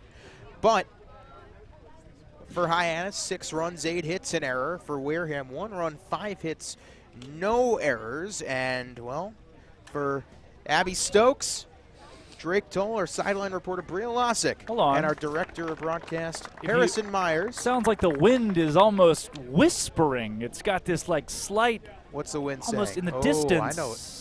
I think the wind's telling me something. It's a great day to be a Hawk, ladies and gentlemen. The Hawks are hot. 4 wins in a row. A 9-game streak without losing. And with that, we're going to say good night from Wareham. Your final score, Hawks 6, Gatemen 1. We will see you tomorrow night, weather pending. Let's go, Hawks.